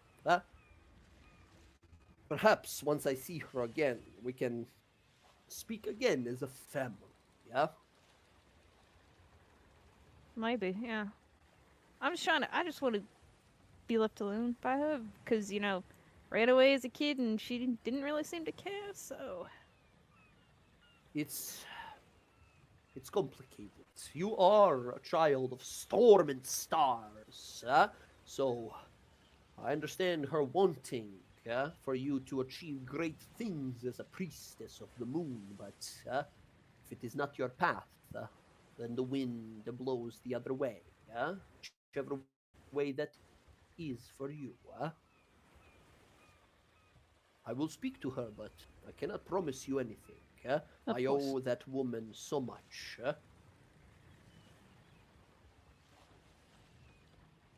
Oh, it's all I ask. All right. And so to Sky says, I do hope you had your answers of some kind. The Stormlord can be difficult and confusing at times, but also asshole. simple and clandestine in his understanding of the world. He is strength when all you had is weakness. He's bravery when all you had is fear. He is shield when all you had is broken soul. And if that makes sense in your heart, then you understand what I understand. You went to the God of Storm and asked for wisdom. I don't... Well, you see... Were you asking for wisdom? There's not a lot of wisdom he can... It's like... No. If you want No. fight no, I no, thought you were gonna ask no, how to both fight of a you. kraken or some. Oh, Both of you, stop it. I was like, hey, could y'all help me like get in touch with like Arathis? And you're like, yeah, we can probably wing something. And no, you didn't tell me like the fucking bearded cloud Viking was gonna come down and like answer my questions. I You have to feel understand. lied Wait, and I hope you know misled. we're not clerics. We are not clerics. Right, I just so- want to say that. we don't. I am a paladin. I can only kind of connect you to my god. Most clerics can't even connect you to other gods. In fact, best way to connect to a god is to become a cleric yourself. Not that easy, right? It's a lot of dedication. Nothing about this screams cleric, and she's like gesturing to herself. Clerics are like pious and good, and like from day one, I sort don't of know. like, trained for it. I was going for a little bit before I just picked up. You're the exceptionally indecisive, so I understand why it worked for you. But what are Hey, you look, trying to the wind do, blows, Sky? okay? I was just trying to reach out to Arathis. Questions I needed like answered. Trying to figure out a direction. When you could have asked me. What? I didn't. You can talk to gods now too. I can ask them a question. Yes. Yeah. Nah. So it's fine. I got the answer that I needed in a very you didn't even need roundabout. magic. Maybe that was the lesson from Kor to show you that you had answers within you the whole time. Huh? Think about it. Now that's wisdom. Huh? You just said he doesn't do wisdom. But maybe Maybe that maybe he was did. wisdom. Huh? And now he taps you on the forehead. You understand. Huh? What? I don't. Oh, it's so wise. Very well. See? Daughter, let us battle in this cyclone. And he makes a cyclone. Oh, that sounds like and fun. Let's go. Boom, boom, boom. Thunderclaps as the two of them are like flying and fighting around. I'm just gonna shoot a hot burst of fire into the base of their fucking cyclone, counter to its rotation, Oh my god! and undo it. Just Well. as Bryn falls down into the ocean, he is sort of got a lower body of elemental energy like a djinn. He floats up there like, aha! Advantage of battle has presented itself. He conjures a hammer of lightning and leaps into the ocean to fight Bryn. They have some like father-daughter bonding battle. As you see Captain Deadlock come on back, says, kind of looks over to Roxy, said, Cher, I gotta tell you, dear daughter, I don't think I will be coming back to Iman too often. I think they recognize me after the second time, and now there's a one imposter going on already. I'm sort of on the opposite side of the continent I'd like to be. Me and Rosalie, you got a moment? I'd like to talk to you. Huh? Seriously. Yeah. He's gonna say, yeah. I'm just Let me just put this. Are they fine? She's gonna see her put the skin. What you got something there? I'm making flesh scrolls. Flesh scrolls. Huh? That's a mighty fine way to disturb your dear old father, but Well, it's that's not all for right. me. We gotta trick some people, and we need it to look legit. I'm making a Well, forgery. You wouldn't think it does, but that does make me feel a little better that they're not for you. Right. In either case, listen. As you're down here in the brig, as you're cleaning off your hands, right? You come out. She wants to do whatever she can to like make them, because I don't know. Do you like tan them? I don't know what you do. Probably, yeah. They look all like stitched together and everything. You can give me a what is it called, forgery kit roll with your charisma, intelligence, or wisdom to do as good of a duplicate as you can. From tiefling skin or human? I don't know. It's human skin. Yeah, no, yeah. Human skin. 20 is solid. They are very believable. That's going to be the DC for anyone looking for anything strange about it. She's gonna tell everyone that don't touch my skins. They have to like dry out, right? Leave them here. Bunch of pirates vomit and run out of the room. Excellent. Damn, you gotta get As some stronger fucking pirates. They're scared of skins. listen, Jesus. listen, kiddo. We've seen all manner of strange things. We don't really do the skinning so much. You see, well, here. This is what I've been wanting to talk to you about. As he looks on out, you see the storm is kind of greatly stopped, but there's still like rain, pouring down outside. He says, Rosalie, all those years ago, I left home and I left the best thing I had in my life. I left you and left your sister and mother, thinking I'll be back the next day. And something happened along the way. I nearly lost my life in a shipwreck. And I got picked up and saved by this fella called Marinot. Wyatt Marinot. Seemed like a tough kind, no nonsense kind. I owed a debt to him, and he quickly said that I cannot leave his crew until the debt is paid, or else he'll look into my personal life. I helped that man battle against the Clovis Concord a few times, and eventually I helped that man become but a group of pirates out there in the Lycidian Ocean called the Revelry. I helped him become something called the Plank King, their leader. I made a horrible mistake helping that man. He was a slaver, a ruffian, a brutal man. And now I was in a great debt to him. He ensured that I acted as one of his captains by finding out about you, your sister. It took me years to shake the chains. Over the last some odd 10 years, I've been trying all I could to save as many of these folk that I was to guilt for enslaving and trapping. I was wounded every day by the fact that I don't get to see your sister and you, your smiles, your fencing skills, to tell you the stories of the seas.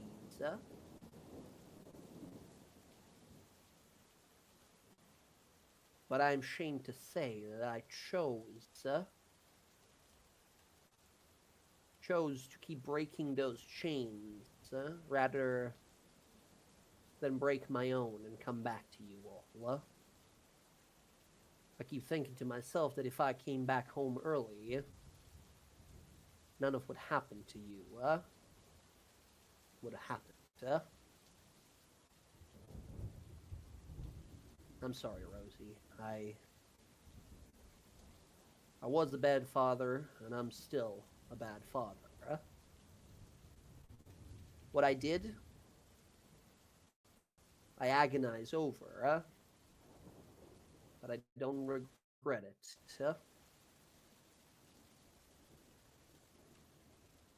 Well, I wouldn't He just sort of beat yourself up too much, I mean, it took me a long time to get where I am today, to actually be okay with who I am. I'm a little weird and crazy, but He looks at the skins drying in the back. That's a project to help them upstairs. They can't do things like this. It makes them sick. So, this is my contribution to help with them to do whatever it is they need to get done. I don't mind doing the hard stuff. I know they're heroes up there. They're not like me. They can't do shit like this, and they shouldn't, Some of us gotta be the ones to do the dirty work, the nasty shit that nobody wants to do. I don't mind being that person. So looks around the room here, the shadowy sort of interior of the cargo hold. Looks to you, says, kiddo, I've been around all manner of kinds of people. I've been around people like yourself, huh? People who enjoy the shadows, staying unseen, huh? Most of them are skeeving and treacherous, huh? You, I think you got this image of yourself in your mind, huh? Image I can't see myself, huh? I'm sure your allies up there, your friends, your new family, yeah? I don't know if they can see that. I've seen the way they look at you, huh? There's not a use they see in you, huh? They look at you with inspiration, with respect, huh? All I'm saying is, I can tell you're my daughter, huh? You make one fine captain, huh? Or you wouldn't, huh? Look, when everything is done, I'll talk to them about helping us kill a slaver. They hate slavers. You know, if he is really enslaving people, I'm down to like get rid of him. I'd say that'd be a pretty mighty difficult task, but seeing what everything y'all have gone through, Listen, they've been talking about they want something really like, because we just killed some people in the sewers, and they were like, this sucks, it was too easy. Maybe they want something really dangerous to like, they become adrenaline junkies, to be honest with you. I mean, we almost stole a fucking skyship. I mean, we're getting on a little bit on edge. We need to do that. Look at what we're doing now. I beheaded a tiefling. I'm making fucking skin scrolls. I mean, it's a little unhinged for sure, daughter. It's a little unhinged. It's a little bit, just a little bit. I will say, I did hear about a lot of people that come back from combat or constant fighting, like the war you all went to recently. Yeah, I heard a lot of people can lose themselves a little bit. I don't know if y'all have lost yourselves. I think. No. I think you've grown beyond the limits of what this world has to offer. I think you're strong. Yeah, I've heard legends. I've seen you in that war. I think you're pretty unmatched. I don't know. All I'm saying is, if you ever keep wanting to look for that excitement, that joy of danger, plenty danger on the high seas, should you ever wish to join me on a cruise, maybe a small trip to a hidden island, obscured by fog, protected by a mighty dragon turtle, where a certain plank king holds domain. There's a dragon there? Dragon turtle, big things, like snapping ones, shoot out steam out of their mouths, real warm, real toasty. That sounds amazing. But right now we have to like stop like the people destroying the world, But after that, I'll definitely talk to them about doing that. They're probably into that. Steam turtle dragons.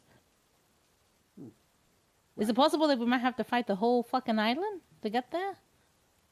Well, he's called the Plank King, yeah? He's the leader of the whole damn thing, and I'm the fool who helped him climb that last step, huh? Anyway, it's gonna be sick. You got a lot on your plate. You got a lot on your plate. I do. By the way, just so you know, that person I was looking for apparently has been in my face the whole time, pretending to be someone else.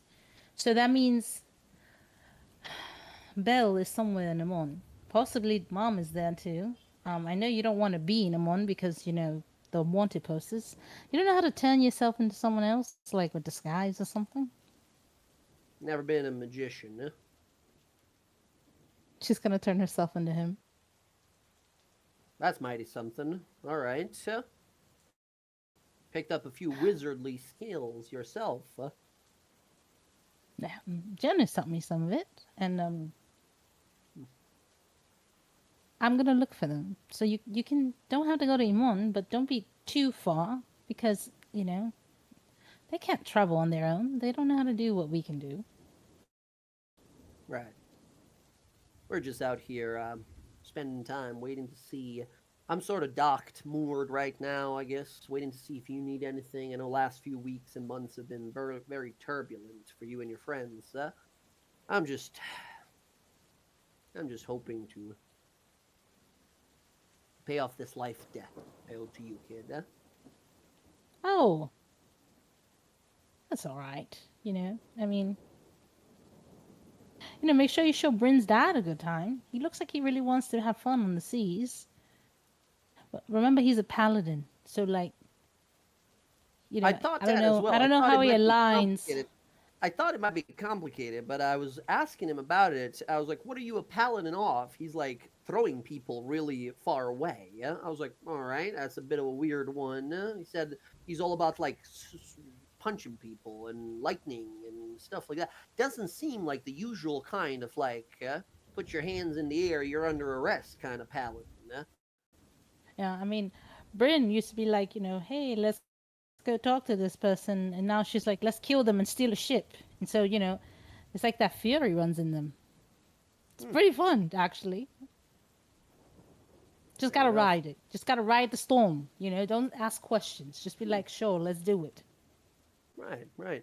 He has a lot of tales of his adventures to tell, and I got plenty of my own. So it's been fun, sort of sharing experiences with another traveled individual. But yeah, I don't mean to take your time away from your. No, we're almost done with the scrolls. They look pretty good. Right. And, I don't. That looks. But we're gonna trick genius. them. We're gonna trick them. We have these evil scrolls, and we don't want them to have them. So we're gonna make these look like the scrolls, and then there's a severed head in here. We're gonna make it look like Casimir. I don't know how the fuck, because Riley does not look nothing like Casimir, but it's like different two kind of people. It's very hard to make someone unless they're like. I think eventually after it starts decaying, maybe they won't know the difference. Right. Well, I am gonna go shoot some cannonballs at seagulls, but you have yourself some fun, huh? Gonna shoot birds? Annoying bird. You have not, that's what I'm telling you. You spend some time on the sea with your old man here, you're gonna realize what they call them, the rats of the seas, snatching menacing little bastards. Not a inch, not a ember of good or courageous in them, All right, you have fun shooting birds. You're here making fun of me with my skin. I mean, not shooting any fucking birds down here. At most it's just as weird. It is not weirder. As he starts like laughing and walking away. Yeah. As you go back to business, you're like, all right, put the gloves back on and get back to work. As she's gonna make upstairs, them look as good as she can. Yeah, 20 is very convincing as you dry them up as well. You might need Sky's help sometimes to like heat them, right? To like dry them up a little because they're supposed to be tanning for like a fucking week or something, right? With the little fire magic, controlled fire magic, you might speed it up. Sky, please come tan this come toast the skin here. Come toast the skin down here. Sky, you walk down into like a butcher's horror shop, right? You walk in, there's don't blood make it like a pork rind. All right. Yeah. You see them we don't need it like a pork rind, okay? String. You have to deep fry to get that. Oh no. All right. Excellent. Yeah. You guys prepare some evil scrolls, fake evil scrolls. I can help you with the head if you want. All right. Well, I mean, what are you gonna do to it? Well, my sister does know I'm not a subtle person, so I would probably not really leave Cass looking much like Cass. All right, we're gonna get like his little circlet or whatever he was on his head, like a fake one of those. Just jewelry. I mean, we could just borrow his real one. Yeah, I'm not gonna ask him to do that. I'm gonna poke my head up over the deck like, Cass, is that circlet like attached to your head or is it fake? What? Yes, it's attached to my head. Shit. Now we gotta attach something to this fucking head too. Fuck. I mean, I got some tinkering tools. The sailors look over like, how? How is it attached to his head? I don't understand. It's Am I not. like, were you born with it? It's really not, but yeah. it's really important. I'm not giving it up. Oh, he's being silly. Yes. Why don't we just have to make one or Fuck something? it, we stole it. We stole the circlet. He doesn't need to keep it when he's dead. We just take it off his body. You know what? I sold it. It was There you valuable. go. I needed There money. you go. Fuck if I know. I sold it to some dipshit in Amon. That's my story. All right. Well, yeah, you could do whatever you like with the head. I'm gonna beat the shit out of the head and char it up. Okay. Shit. Yeah.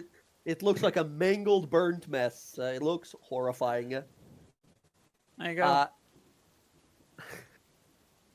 And they still know I like to shoot people, and I shot the horn off.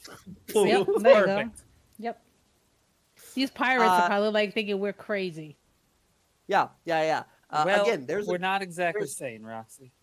there's a guy who's just like eating cocaine next to you guys and staring at you just out of his mind, like, oh my fucking, this is the worst trip I've ever been on. I'm seeing Demon Head being fucking horrifyingly mangled. Upstairs on the deck, in the meanwhile, Casimir, thinking to yourself, like, my friends, the heroes. We did so much good, and then you hear like in the fucking basement in the cargo hold. Bella, you're sort of like nearby as well here as Bryn. The three of you upstairs here. Any particular conversations for you guys, or are we just like waiting for them to finish the scrolls, the pages? Who am I with? You, Bryn, and Casimir are just sort of hanging out for a moment while they are preparing the scrolls. Glad I'm not in that room. I don't want to think about those scrolls and how they're making them. Me neither. You see a pirate guy next to you and goes, yep, that's pretty twisted. And he uses a cannon to shoot a seagull off of a cliffside as it just explodes into feathers. Some people, right? And he walks off.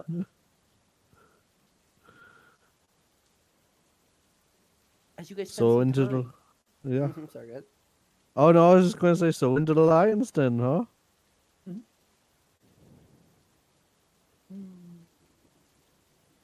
What do you mean? Good talk. We're going after Arenia, right? That's the next move. I believe it is. Hopefully we can take care of the scrolls and the crucible. I can't get anywhere near that thing though. Yes, I'll take care of it. You know that. I will be relying heavily on you.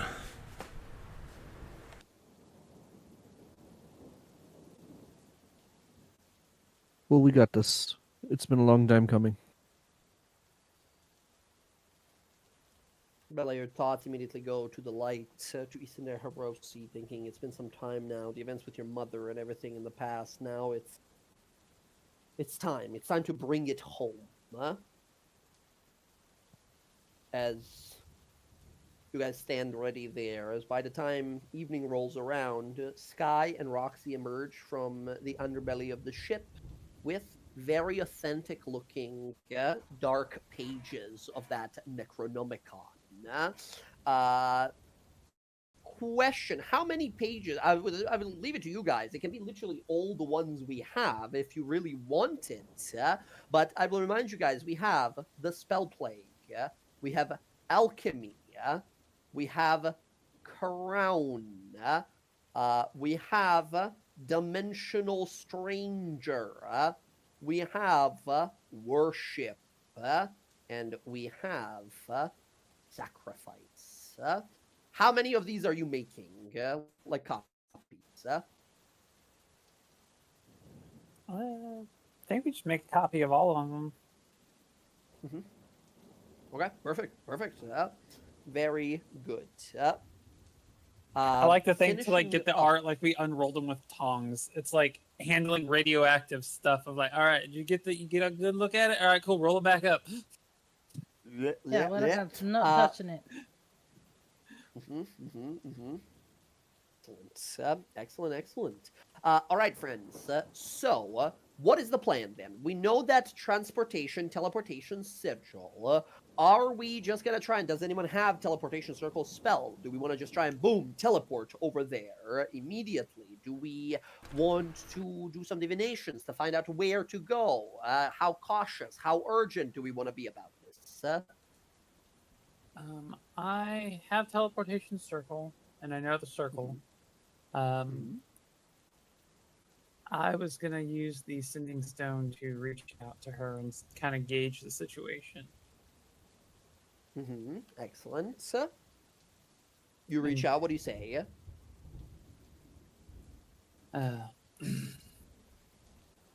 Sorry, I'm trying not to choke on hot stuff that I just ate. One sec. Yeah, I just ate a ghost pepper chip.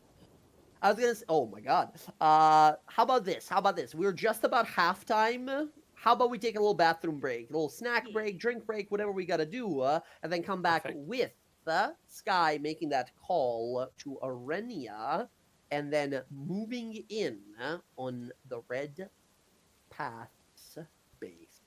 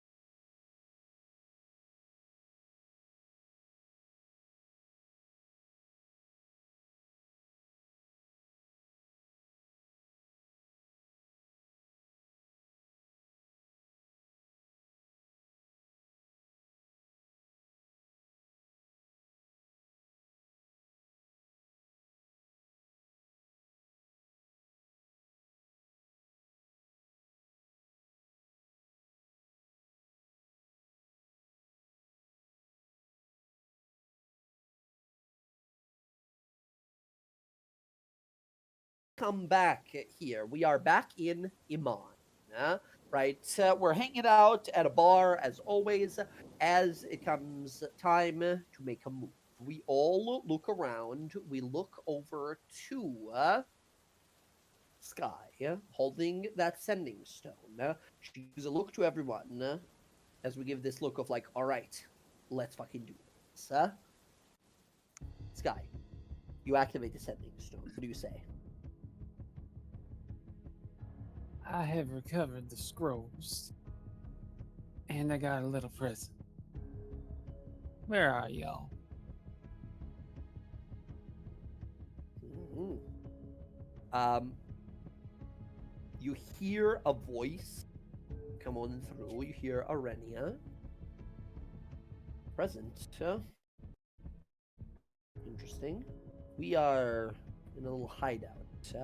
A place close to the capital. Above the shale steps.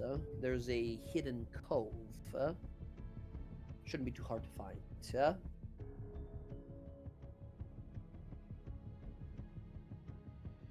Shale Steps, by the way, is a set of 3 small villages not too far from Iman.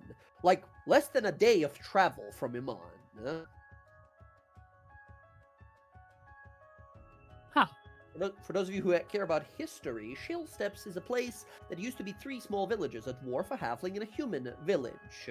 But through some camaraderie, difficult past, and all manner of shared history, they united into one name called the Shale Steps, a set of 3 little villages. They mostly do fishing, stuff like that. Cool. Now, is that the place where the teleport circle goes? I'm assuming the thing You don't know, but you're guessing. Okay, we're gonna wing it. Fly by the seat of our pants. All right. Then I will look to the others. All right, sell this. I gotta make it look a little convincing. So, who wants to rough me up? All right, here we go. Brendan punches him. Doesn't give her any warning. Like, really punches her, or is it just like, okay, Yeah, I'm she just said gonna rough punch her you in up. the ribs a little bit? Okay, She said gotcha. rough her Yeah, I up. gotta Took her look. I gotta look seriously. like I at least went through a fight. Okay, Bryn, quick mention. Say you win. have 25 strength. Just go ahead with that. Do with that what you will. Yeah, I mean, Okay. I'll just wait till she tells me when. So she clocks you once, and it's like a meteor hitting you. It's like a superhuman strength, right? As bam, bam, bam, you take a few of these. Definitely walking with a limp for a few hours. Okay. All right. That One more for you good luck. got me good, huh? One more for good luck. All right. You know what? All One right, more for all good right. luck. She kind of pulls this one, but I mean, she can't pull that much. So. Boom. Yeah. You want to know the Okay. truth of it though? Ugh, Derival punched harder. Isn't he dead? No. Oh well, he's gonna be. So then it'll be me again. Excellent. That's the teleport Bryn. one too, by the way. She's just insulting you. Bryn, you have a premonition on you. You and Casimir do here. Cass, if you don't mind clicking the spell again to show the party what it does, but premonition is the one that keeps you safe once per day. Yeah, look at that. One time in the next 8 hours, you take damage. You can say, premonition, I don't take that damage. You ignore 1 instance of damage. Pretty nifty. Sweet. All right. Okay, excellent. Now, y'all turn invisible, right? I don't have that spell. I can't turn invisible. No one can do that. I can. She has the key. Ah. Oh, am I I the only one who could do it? All right, you guys are gonna have to go in the rug then. That was part of the plan. Was that you all were gonna be the hidden. plan happened, we don't remember the plan fully. It was like 9 hours ago, Bill. Did we do a long rest? You could have, if you wanted to, right? After doing that thing at the Oh, boat we with the definitely should. parents and everything. Well, let's say right. Long rest. Let the skins dry, and Yeah. then the following day, adventure we go. Okay, excellent. You guys rest on up. You prepare for your travel. You have a conversation. Go. Okay, let's fucking do this. As who has the teleportation circle spell? Wait, Who's doing Wait. it? Are we? Oh, It's not jump. Are we? Can everybody hide? Because that was kind of like the contingent of the plan. Well, I mean, I could Yeah, put them in the rug. I'm I not could good put at them in the hiding. I rug want and to I be can honest. hide. I don't think Bryn is good at hiding either. Hiding is not this party's strong suit. Just thunder around her.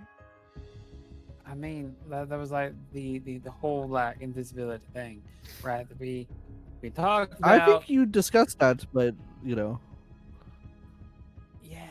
Yeah. ideally, that's how we do it, but we can't do that. Alright, I alright. mean, if someone can cast invisibility on us, then we'll hope for the still in best. Mon. Let's just go buy a couple scrolls real quick. Yeah. Still in city. We have a fuck ton of money. Let's just go fix this issue real fast. Absolutely. I have a question for you. Close your eyes, Sky, and Bella, can you walk around? Do you still hear that shit? Doesn't fucking matter if you put a scroll on her ass. She's gonna be standing like a damn tin cans wherever we walk. So then get And in the the, other one that's kind of an too. issue. then get in the fucking rug, and Roxy can roll you out. Yes, I could. You know, we could put some nice stuff in the rug. I cleaned up. There's no blood down there. Isn't that like suffocate you? Isn't there like no air in the rug? No, I know you can. There's some air in there. Yeah, you got time. Bella's eyes narrow a little bit. Look, Bella. Okay, listen. The idea is to catch them off guard, to get us every advantage we can. Don't not be a team player at this moment. This is how we solve already that. discussed it. We get some buckets of water. Cass already puts water breathing on you. Stick your fucking head in the bucket and you can fucking breathe. There you go. End of this. We just solved the problem. To solve the problem further, I will mention that the portable hole that you have has enough air for a person to breathe for 1 hour. Also, I don't have to See? breathe. Oh, look, she doesn't See, even it's have to not- fucking breathe. Yeah. All right. So everybody Okay, in I'll the get hole. in the hole. But next time I'm Okay. sticking you guys in the hole. I mean, One by one, hop into the hole. here's some buckets of water. So you can't breathe. And Roxy, Just in you're case gonna if be shit goes wrong. invisible. Yes, I can go invisible with the Okay. key once per day. Using the key, you click unlock as if unlocking an invisible door. As you step through it, invisibility falls upon you. Excellent. Sky, it's time. All right. And she'll. All right, Roxy, just make sure you're close. I can't see you. So I've got my fake scrolls. I've got my fake cast head, and I will cast teleportation circle. Okay. Going to the hideout. Taking about a minute, you conjure up a circle of teleportation. A runic circle of fiery red runes begin to sort of erupt there as you step into it here, as both of you sort of step into it and disappear. The moment you do, everything goes wrong. As you step into the portal, you feel the fire of your magic, Sky, that has appeared, that you usually conjure for your spells. As you step into it, and you're like, okay, here we go. Time to get this. Get my answers, get my remedge, get my everything. You take a step in, and you watch the walls of this, like, tunnel that you're shunting yourself through to this other location, through reality, through a shortcut through the dimensions that the teleport is. There's a crack. And these cracks in the walls around you, as the two of you guys are sort of floating with it forward, you watch as inside of this teleport, cracks that appear open as slits as eyes emerge, as you see golden teeth and mouths appear on the doors, as you hear a voice that up until this point, only Casimir has heard. You hear this loud booming, wrong move, I'm afraid. Can't let you get there quite so fast. You'll excuse the intrusion. And I need both Roxy and Sky to make a charisma saving throw, as you see symbology of eyes and a hand grasping onto it, appearing on the walls of the teleport spell. Question: within the blanket rug that I'm in, do they get the paladin bonus? No, absolutely not. The moment you spoke up, I knew what you were gonna ask. Inside the pocket of reality, no, you do not. Unfortunately, you're not. You gotta stick your head out for that. However, question. 30. Question. Excellent. I do have a question though. All right. Yes. I know we're in the bag. Does the telepathic bond still work through the bag? I the hole? don't know. Let me take a look at the telepathic. Are we in a bond different spell. plane? Yes, you are. Okay, so it does not work. Okay, then you Okay, cannot communicate with your allies. I will use my inspiration. It's not gonna matter because I have 0, but I'm gonna try anyway. We believe. Oh, 18. Hey, Okay. that's pretty good. Sky, you feel all of this like dark energy begin to pierce and break through. Like you realize this is Vecna, 100% here. This has always been his plot, and he's trying to slow you down. It means you're making progress. You're moving towards something he doesn't want you to move towards. The hand appears, the eye in the center of the palm, reaching out for you, breaking the inside of this tunnel of teleportation that you are. Think of what's the fucking the sky bridge in Thor movies that they use, right? That they travel the through. Bifrost. Bifrost. There you go. That's what we're doing, right? We're zooming forward in a flaming tunnel that you made, and now he's trying to break it and extinguish the flames. As Sky, you focus in and unleash fire so mighty that we see for a second this visage of you turn into a phoenix, a flaming bird that like blasts the walls, and the hand is pushed back. On the 30, you do defy a god. Holy shit! You however, Roxanne, feel a hand wrap around your throat, begin to twist your head to the side as you look down at your own arms, and your skin is growing eyes and laughing golden teeth that appear on you as you're like, oh god. In the moment here, Sky, with a 30, I'll totally let you lend that protection to Roxy here. However, you can do one of the two. You can either prevent whatever harm is going to happen to Roxy. Luckily, you guys going into a bag turned out to be a good plan because nobody else is affected by this right now. Roxy, 18 is good, but it's not good enough, unfortunately, for this DC here. Sky, I will give you two options here. You see that this is torturing or trying to break or damage or injure Roxy in some way. You can either choose to wrap your wings around her, protect her, and be shunted out of your teleport. Looking at the situation here, you give me a quick Arcana roll, as all this is happening in like a very near instant sequence.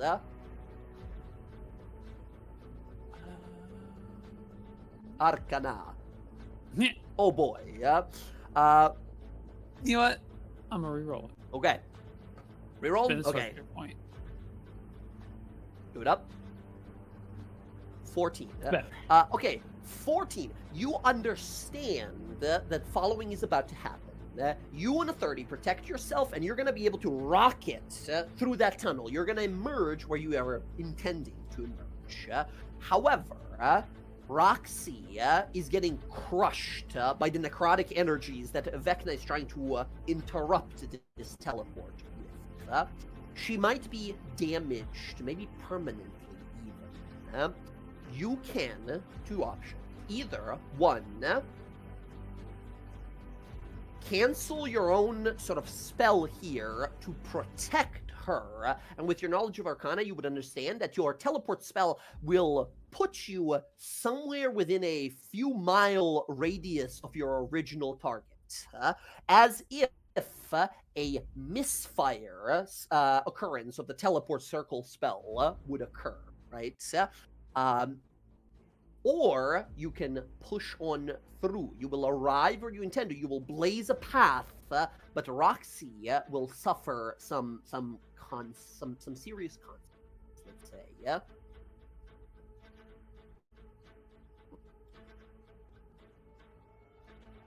Hold on. This is the big one. I need to consult Jin directly. Mm-hmm. Jin, I'm gonna DM you. Okay. She just sends a message, die, bitch.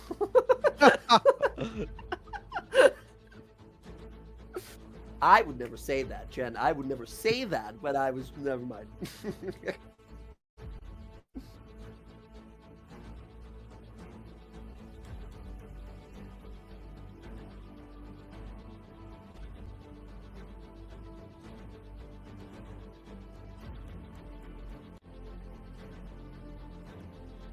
You guys want me to just move you to secret chat and you can have this conversation? No, we already got an answer from her.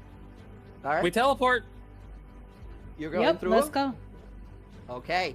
As you are shunted on through, the flaming portal disappears. The hands of Vecna crushing the portal spell here as you appear on the other side. Sky, you fall to one knee and look around you. You feel hard like winds blowing wherever you are. As you look around you here and you see out of the portal behind you, falling out is Roxanne. Roxanne, I need a Constitution saving throw from you as a gash of necrotic energy slices across your body. Yeah? As a claw of Vecna catches you. Oof. Okay. Do you want my inspiration? You're in the back. You sit in the back. I'll give her my inspiration. Out of character. You're out of character. It's fine to pass out inspiration, but if you want to, yes, you can pass the inspiration as you turn towards her immediately here. Jen, give me a reroll.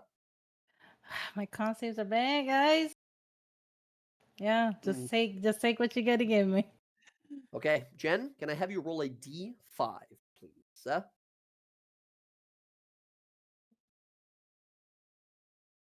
Which It's a limb, weird most roll, likely? but I need you to. Do you want to cast roll your D5? You see Roxy emerge and fall onto the ground as well, looking around as she sort of holds. Roxy, you feel pain in your chest immediately, and then you guys hear this explosion of tissue and blood as you see Roxy's left leg blast off of her body. In gore and blood fully explode off of her body as she falls to the ground immediately. Roxy, your left hand is obliterated. Left hand or left leg? Hand or her leg? Hand or leg? Sorry, my bad. Sorry, left leg. As Roxy stumble to the floor immediately here, feeling the claws of Vecna's hand slash against you and catch the back part of you. As Sky, you spin around, realize like, oh shit, you look around you, you are standing on a cliffside and there is a gate, like a portal symbol carved with stone. It looks like an ancient teleport gate here, and you see a shrine here. You're standing inside of a gazebo, and the top of it has a symbol of a bull, like a minotaur's head staring down at you. You look around you, you see a mountainous path, and it sort of goes down into the mountains. As the two of you appear, Roxy, you appear without a fucking leg. Yeah.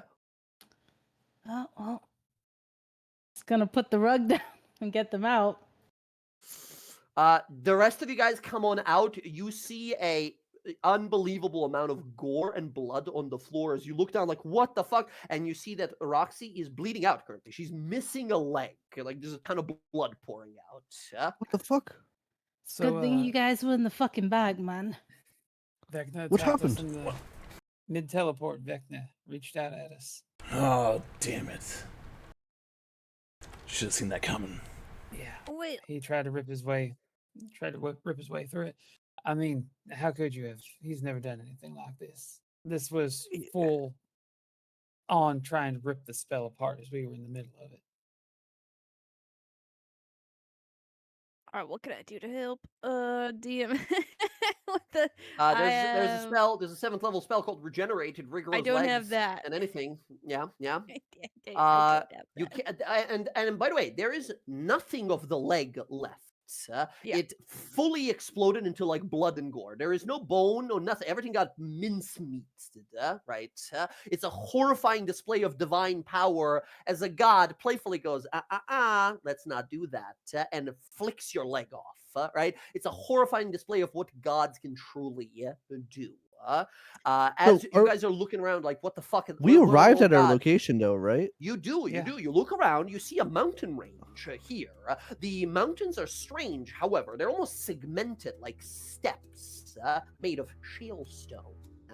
You realize, like, we're here. This is the portal they use all the time. This is the portal we saw. As you see, you're standing inside of a gazebo, an old gazebo, very sort of like ancient Greece style. So we see tall, that, like, like, Minotaur or whatever? You the see symbol. on Okay. top of the gazebo, like inside the top of it, a face of a minotaur, like a vaguely humanoid face, but has like obviously like some like minotaur-esque features with giant horns off to the side,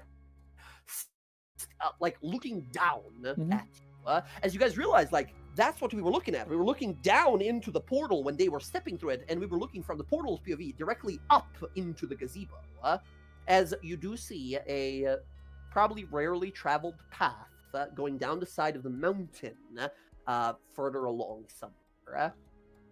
And you're like at the top of it. You're at a cliff looking over an ocean. Gotcha. Okay. What are we going to do for Roxy? We need to take care of her. Well, I was gonna say how I could stop her bleeding, right? Like, what would I need to do to do that? Yeah, we need to cauterize the wounds. Can we do that? Give me here's what at stake here, right? She's bleeding out. She lost one of her limbs. She's conscious right now in horrible pain. Roxy, you're in horrible pain right now. Unfortunately, due to failing the con save here, you are suffering a terrible penalty. First of all, not having a leg means your movement is halved. And even if you're knocked prone, you need an action to stand up rather than half your movement. Additionally, you lost a lot of blood. You lost some hit points here. Unless someone is able here to make a DC 20 medicine roll, Roxy, first of all, loses currently 25 hit points from this experience. Roxy, you take 25 points of damage. If no one here is able to make a medicine check of DC 20, Roxy permanently loses 25 hit points from her maximum.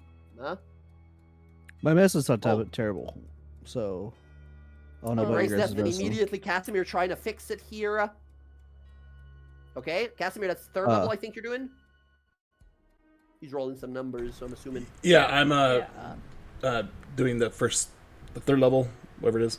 Immediately fire off the 3rd level, focusing. The 3rd eye opens here. Who wants to try and do a medicine check? I'll go for it. I got a +6, okay. so you immediately. If anyone wants to apply any healing, you can give a health. I was gonna say I could heal. I have lay on hands. Okay. Okay. Excellent. So lay on hands. You can spend 5 hit points of your lay on hands, and then give a advantage here to Bella. Okay. As you immediately start trying to stop the bleeding. Yeah. Here we go. 20. 20 exactly. Very good. With the lay on hands, the two of you working together, Casimir immediately casting your spell to sort of ensure success here. With healing, a little electric energy from the healing there, and you wrapping up the wound very quickly here. Roxy, you lose 25 hit points, but not from your maximum. You're just 25 hit points down, which would have been holy shit. Alright, Roxy, as this is Roxy's what we're holding, do. missing a leg. We need you to still work, so I'm gonna like. What the fuck does that strap you. mean? I lost No. my fucking leg, Bryn. Yeah, but I'm gonna carry it. 'cause it's I don't easy have a for me. fucking ghost leg like your damn arm. Yeah, well, I didn't lose my arm, but anyways, What about? Wait. can we get one? I can give. If we're gonna move forward, I can give you fly. You can move around without your leg.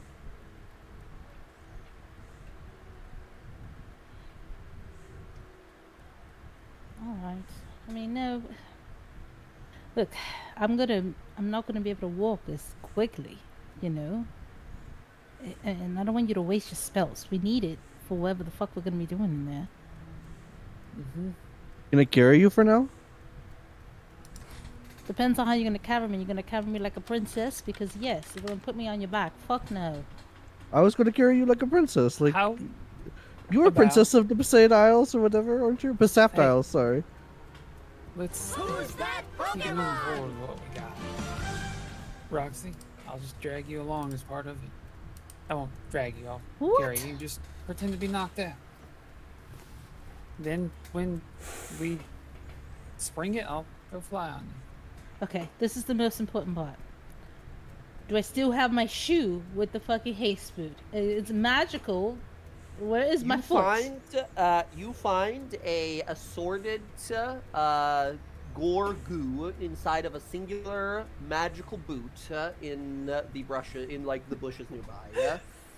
Alright, the shoe is fine. Okay, it's fine. I don't worry about the leg. I could totally get another leg. I didn't really like this leg anyway. You know, maybe I'll get a new one, and maybe they can regrow me one. It'll be perfect. It had a bunch of scars on it anyway. Maybe I get a nice fancy one with no scars on it. A fresh leg. You know think that- you know do you that- think I could cut someone's leg off and put it on? It doesn't work that way. As somebody you who's do- lost I chunks, think- it doesn't work that way.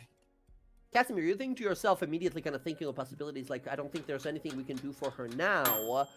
But if I were to guess, I'd probably guess that Vasil might have backup limbs. He's a robot guy, seemingly, so he might have some like prosthetics. Casimir won't bring that up to Roxy, though. Yeah, I'm like, don't tell. Don't He'll just tell hold that to Roxy. himself. Alright, so keep moving. Slide all the way to the plan. Put it into motion. Because right now, I don't think we're going to get another chance because Vecna is obviously worried about us being here right now. What means says we that have a good- Vecna has not already told them? He hasn't actually told anyone anything. And if he was going to tell them, why not tell them instead of interrupting us while we're doing it? I don't know. We'll find out So- when we get in there. Just keep with it. Okay? Obviously, what we're doing is working and it's causing him to worry.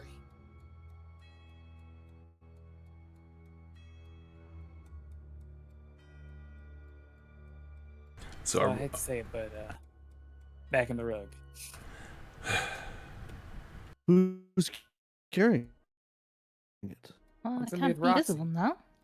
Well, you can't be invisible, but I'm gonna take you in there like you're knocked the fuck out, right? Like we had a big fight. I mean, what better proof than, hey, here's Roxy. She's got a fucking leg and she's out cold. I've got fake Cass's head and I've got the scrolls.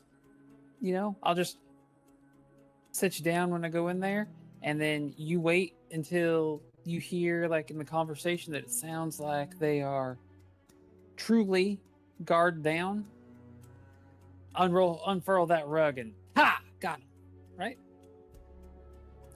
Oh, all Simple. right. And All right. I will personally pay to get your leg grown back when we're done out of here.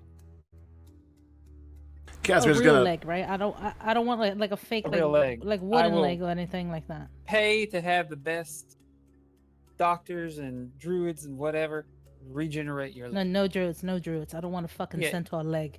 We're not I'll let doing you that shit pick. again. You pick where you want to go to get it regrown. I'll pay. We're staying away from the fucking druids. Never going back there again. Casimir's gonna pray Fair to the enough. weave that this works. Mhm. Please God, Huh. let this Alright. work. Do you think it would hurt if I just like stick a stick here and use it as a leg? That would not work really well. Like a peg leg for now? Yeah, it's. I was thinking about like taking a torch and like maybe like binding it to just but I don't know. That's not actually how pig legs work. There's like a whole process for them. How they go on people. I don't know. Yeah, like they're made specifically to like cradle what's left of it, and that's still a fresh wound. So we'll just Fly will give her what she needs and extra. She can get out of the way. All right. All right, back in the hole. You guys realize? Yeah. You realize? Okay. You let's guys are get safer moving. in there. No, we don't want you guys losing any limbs. That could have been a massacre. That could have been pretty brutal. If we all went on through. Once again, couldn't have possibly known. But you're moving against Vecna, and I think all of you guys realize now, like, we're getting close. He doesn't want us to get close, so we know we're getting close. He personally tried to stop us. You guys get back into the hole here. Is Roxy going into the hole as well now? No. No, Roxy's gonna be a knocked out victim of the fight. I mean, Gotcha. Vecna gave us the perfect proof. She's got a blown off leg. I am gonna tuck her boot exactly according to plans. Yeah, I'm gonna tuck her boot into her belt so she has it so that she can still do the haste magic with it, right? So she's not down one boot. I'm gonna have to But- bend down and click it with my hand with my foot to be able to do the clicks on heels. Yeah. Oh, it's gonna be a fucking mess. You continue your path down the side of the cliffs here. You see the shale stones, the sea shale mountains here. As you walk your way down, you see a massive drawbridge up ahead, and beyond it, you see it sort of dips down towards a little cove hidden away from the beach that's far off from here. As you approach this massive wooden sort of rope bridge, as you're approaching it, you begin to see some shapes emerge on the other side and stare at you. You see across the other way, emerging on the side of the cliff where the bridge ends on the other side, and staring at you is a bristle of blood-caked hair. That forms a matted ridge running from a creature's canine head over the hunched back and under hide armor. You see spotted fur and stained with filth and gore that covers the parts of the body that you can see. The toothy maw, a dog-like sort of legs ending in clawed paws. A human and sort of like human-like arms that wield weapons with surprising agility. A spear that they're sort of twirling around, a sling, a knife. And then you see another one that emerge, and then another, until the other side of this cliff, this path you're going, you see maybe 30 or 50 gnomes. And these like demonic hyenas that all emerge, and you see like abyssal markings all over their, like fiendish markings all over their bodies as they all begin to sort of snarl immediately.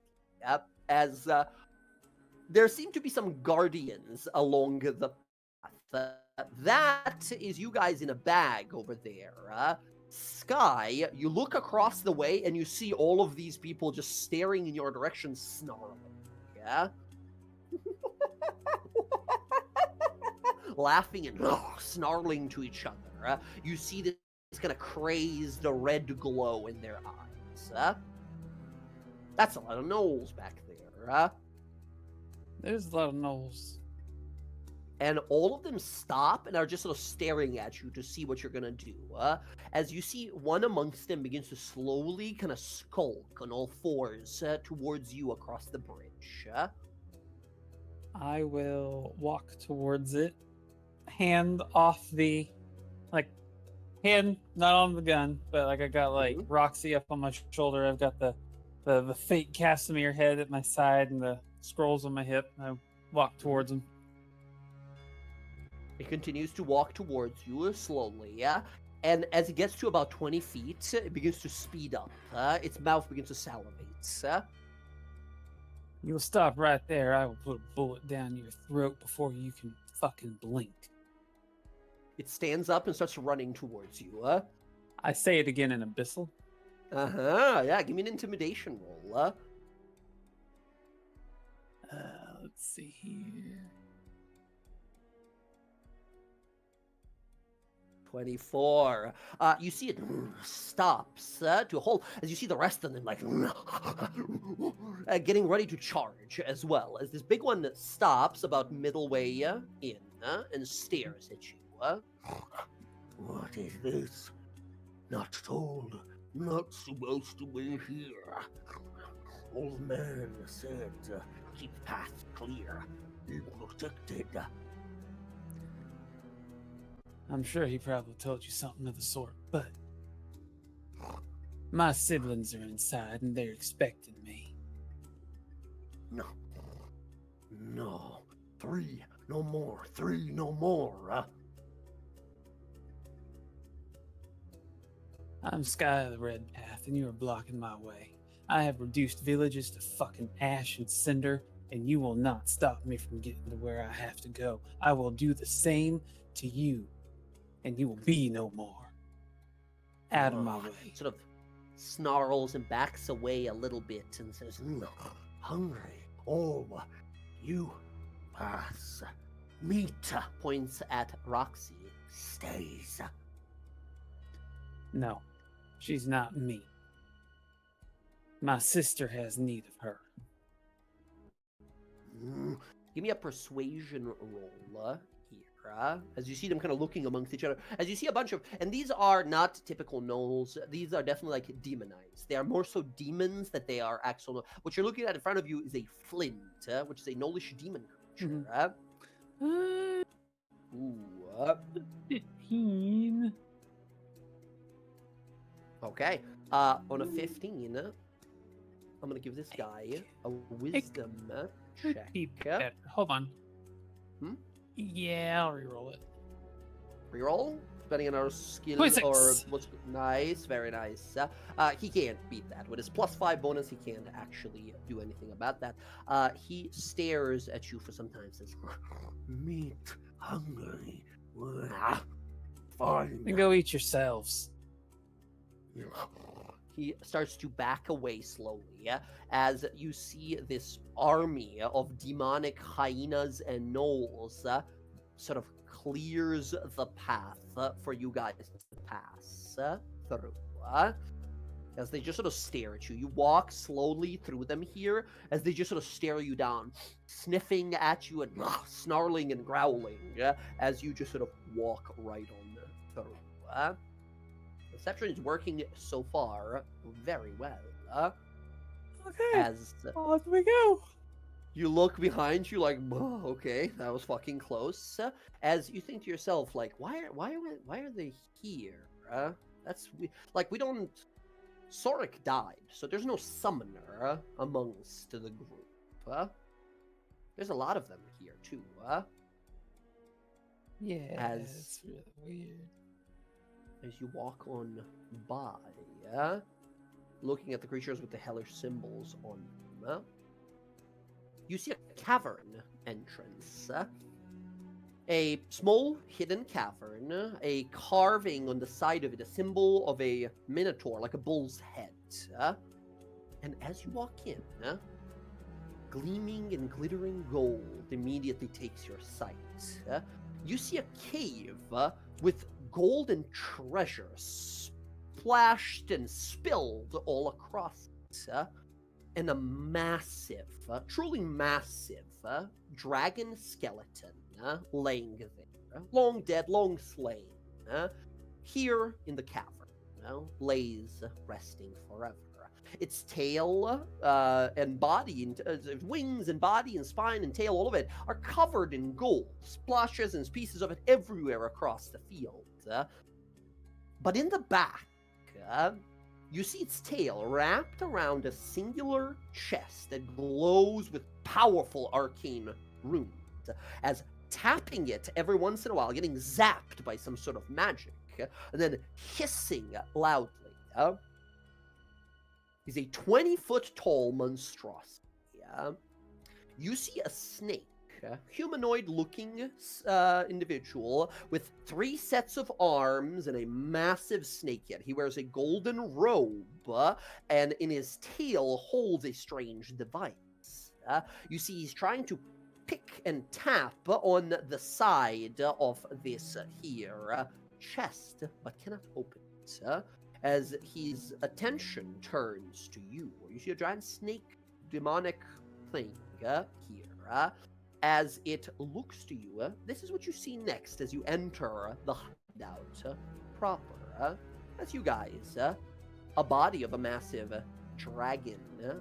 And then down there, staring at this chest, last of the dragon's treasure, is this creature.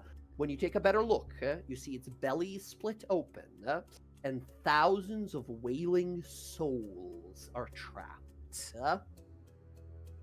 As it turns to look at you, you see it sort of stares in your direction and tilts its head.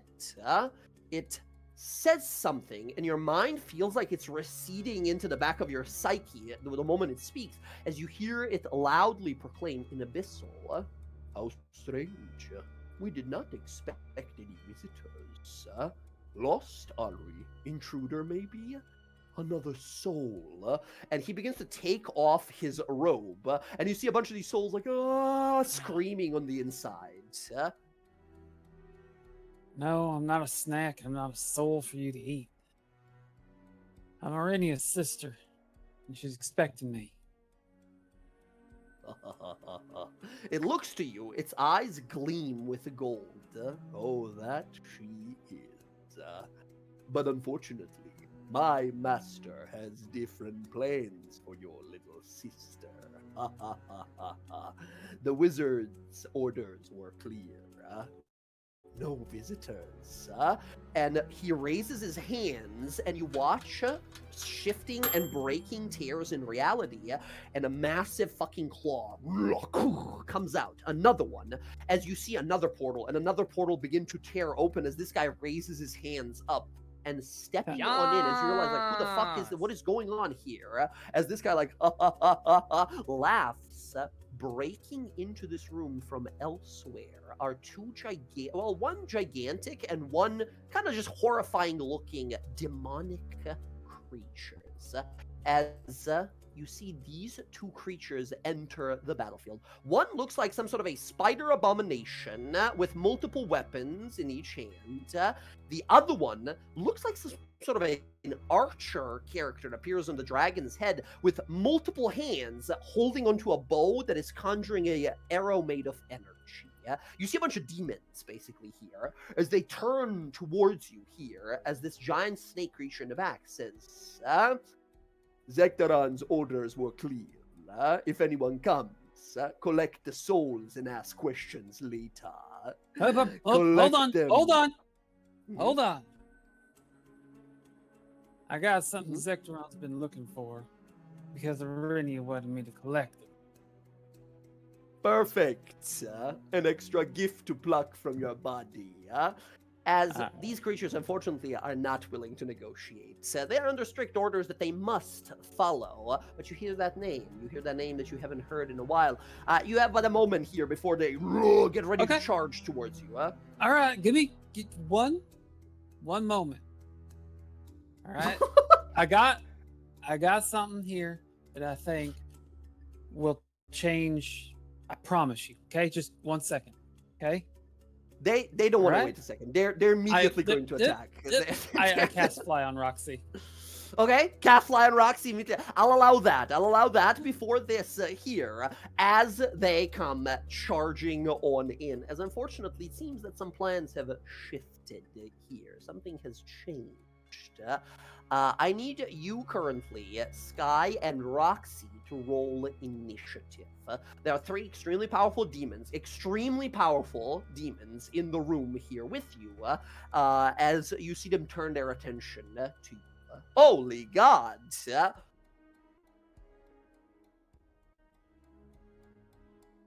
Nice. Okay. Yeah. All right. Here are the rolls of, first of all, the giant, the brute, the slaughter demon.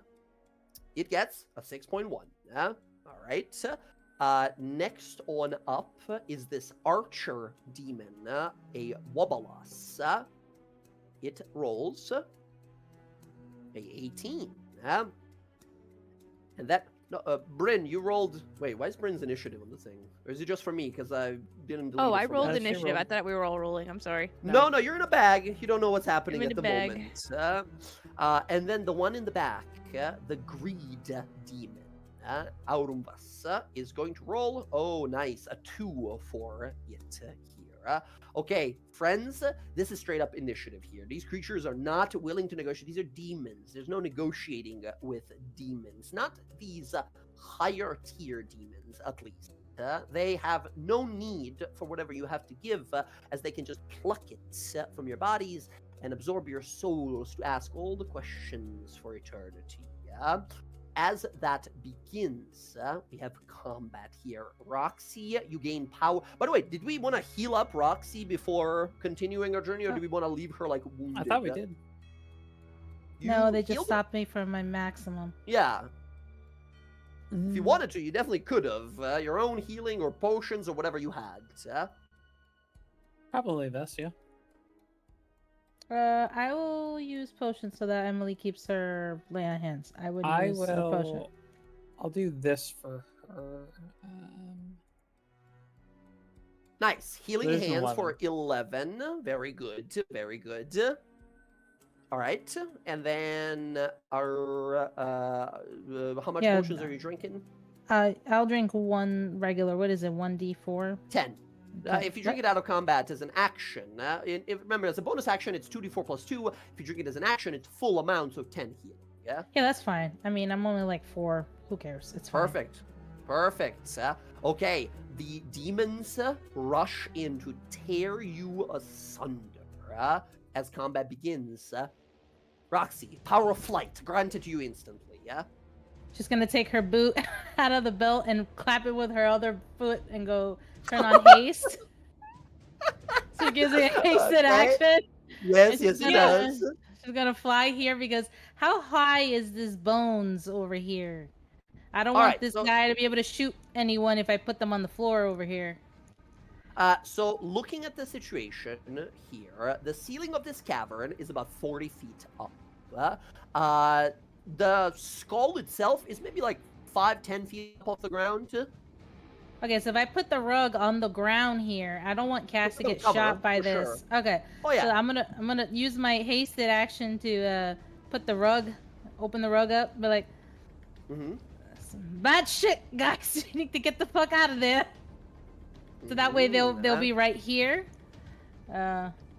As close. I mean, I want to get them as closest to this as possible. I have a lot of movement, you know. Fuck it. I'm gonna move a little bit more because I have more movement.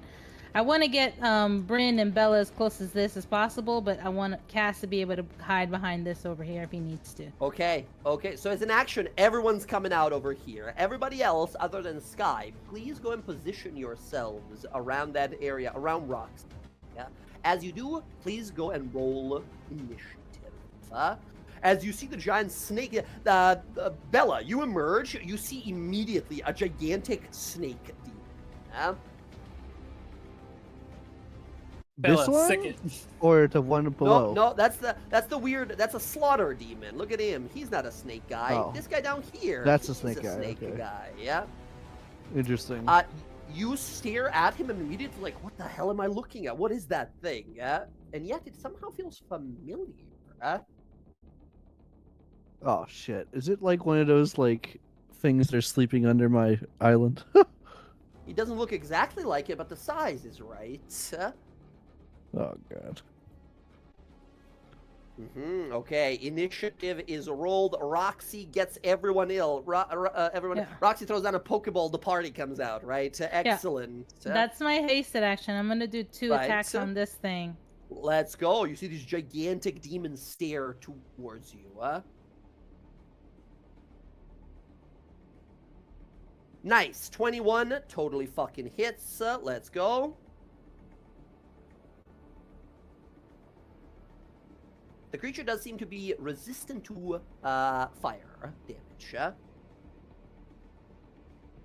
I'm gonna re-roll that one of those 6s, or is that what? Yeah. Mm-hmm. And I'm gonna do another attack on it. Excellent. So let's go.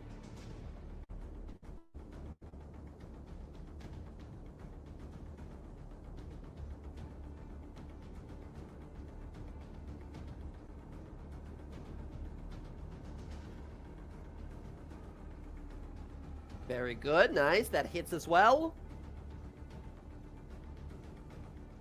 Boom. Big hits. Let's go.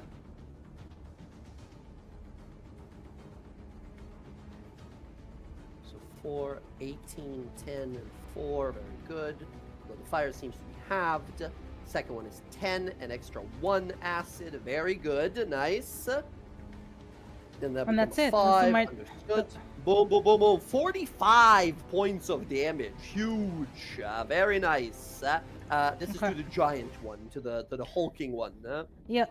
And then just Okay, gonna stay right here. Yeah, Bryn, you can be over here because this is where I let you out. So that way you're closer to this. That way you don't have to walk all the way over here. I let you out over here so that way you guys can at least have less movement. You don't have to run around to get over here. Understood. All right, Roxy, bam, bam, bam, bam, blasting this thing immediately here. Initiative 20. We don't go to Roxy. Instead, this giant snake man, as he was holding his arms up, and the cavern is shaking, and Roxy's like, okay, come on, let's do this. You hear this, like, shriek, and all of you stop and look to your immediate map right. You see a tunnel there, and some light at the back of it, and you hear this, like, something moving quickly until it bursts forth from the side chamber there. You see emerging is a horrifying amalgamation of tusks and armor. You see what looks to be like a rhino mixed with some sort of a bug creature. As emerging from right next to you guys there are 2 of these creatures as they charge and trample their way out. Emerging from right next to you guys, these things, as they join the initiative as well. 8. Okay, very good for us. As these creatures emerge here. Oh, I rolled double initiative for them. My bad. I got a 6, no 8. Okay, there we go. Boom, boom. Fix that real fast. Excellent. As these creatures emerge, Roxy, you hear more shaking and far to the south. Sure enough, another cavern opening, and rushing out of it, you see even more. This is Apocalypse. You see demons pouring out from all directions. You see these abyssal hyena creatures, as well as these, like, strange, like, tentacles emerging from their mouths, demonic creatures, kind of like imp-looking creatures that are crawling over the ground quickly towards us. As that group as well joins combat, as we realize all of a sudden, there is a lot more going on here than we originally knew. Roxy, this all happens at the end of your turn. As Casimir, we go to you next. Oh, I don't like any of this. How tall are these bones? About 10 feet. Yeah. Okay. Climb on him if you want. Yeah, he's gonna do his Misty Step. Misty Step, where you going? Unfortunately, up here. Gotcha. Might be a little closer. I need to measure. Yeah, he's gonna be good there. I'm not getting closer than that. He's going to use his forecasted spell. Should be in range over here. He casts Fireball on these guys. Ooh, nice. Excellent. You conjure a firebolt. It explodes in the area there. The fireball spell will kill all of the hyenas instantly. The 3 demons right there do have to make the dex saves. Give me that damage. Okay, it's level 5. Level 5 fireball. My God. Going in. This is the standard. How do I do? Oh, there we go. Level 5. It'll just ask you, what Yeah. level. Nice. For 41 points of damage or half as much as success, one of them succeeds. No, it doesn't. Taking massive... Oh? Make it a 5. Make it a 5. Nice. So they will all take 39 points of damage here. Very good. You send out a 5th level fireball. It blasts all of these guys. And as the fire begins to simmer down and the smoke disappears, you hear it first. And then crawling out of the darkness and fire. The hyenas all obliterated in a singular attack. All of the other ones still alive. As they continue to crawl quickly towards you guys. Okay. All right. Casimir, that was your pre-casted spell, right? Misty Step and pre-casted spell. Yeah, the forecast spell. Not action. Forecast is an action. Oh, is it? I thought it was just fires off because you forecasted it. It just happens instantly. I think we had this conversation before. If you don't mind clicking the spell again. Yeah, choose a 5th level spell caster and then expend the spell slot once before the spell ends. You can cast it without expending a spell slot, at which time you lose it as your forecasted spell. Once before the spell, you can cast the forecasted spell without expending a spell slot. I don't know. I assumed always it was just like, because you pay the spell slot for it, it just flies out because it's like a forecast. Yeah, but it's still an action. Oh no. I suppose it is. I don't think it's meant to be. I think it's just because it doesn't specify anything like about how the casting time works for it when you forecasted it. So presumably, you spend a minute preparing it and then just boom, flies out because you predicted it would come out, right? Previously, we've ruled that it just comes out without requiring an action. So that's gonna be how we continue to. Okay, So you still have an action. Oh wow. Okay. Then this big guy over here.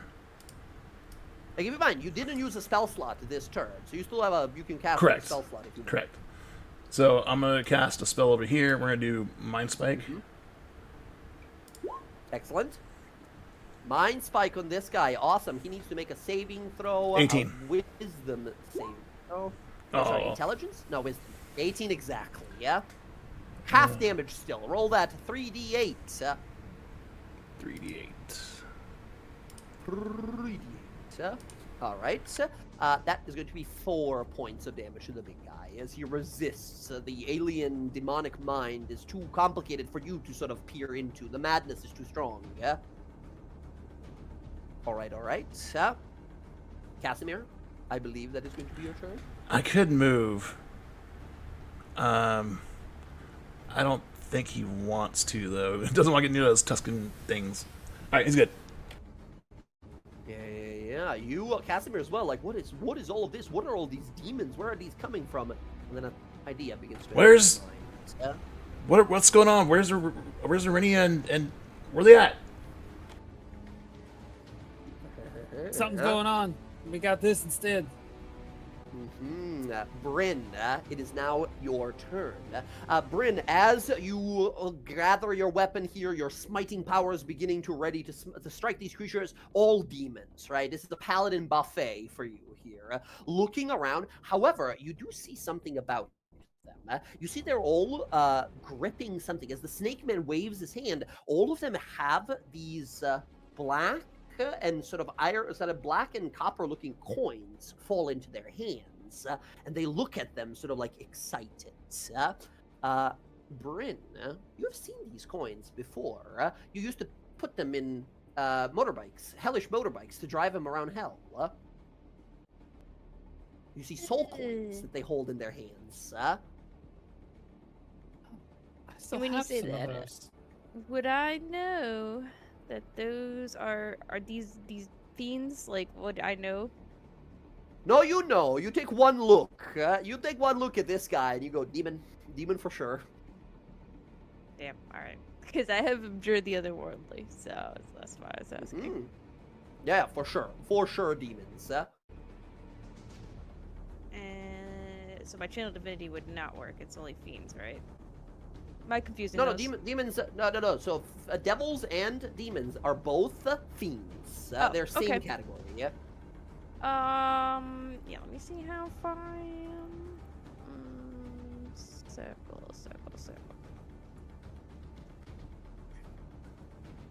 If I just do this,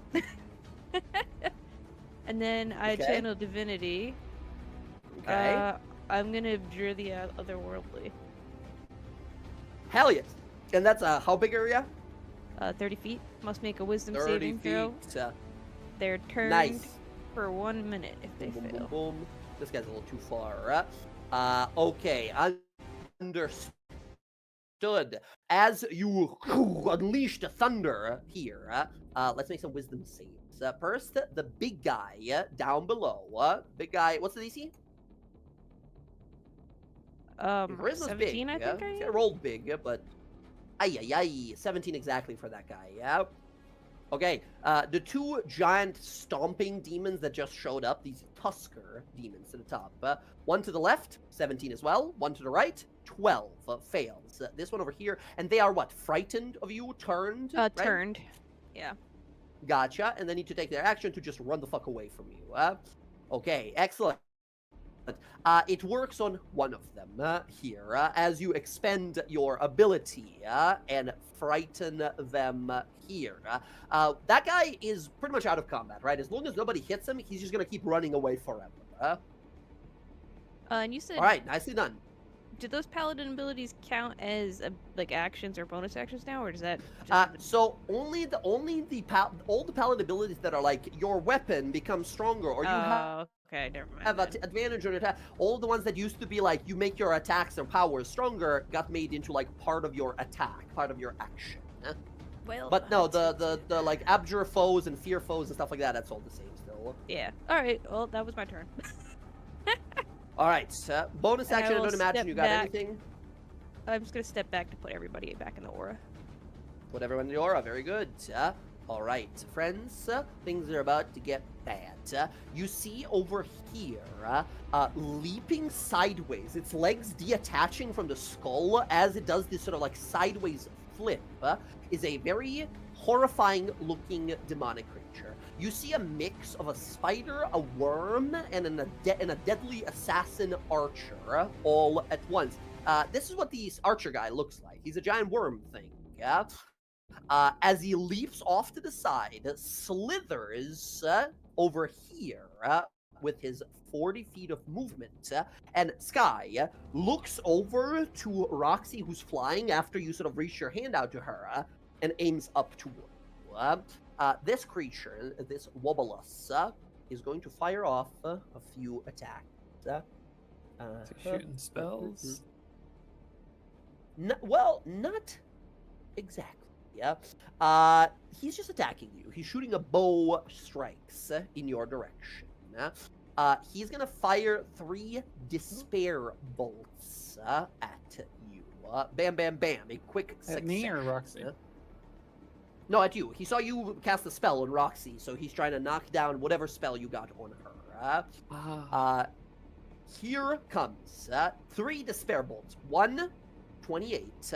2, 27. 3, 27. Sleep.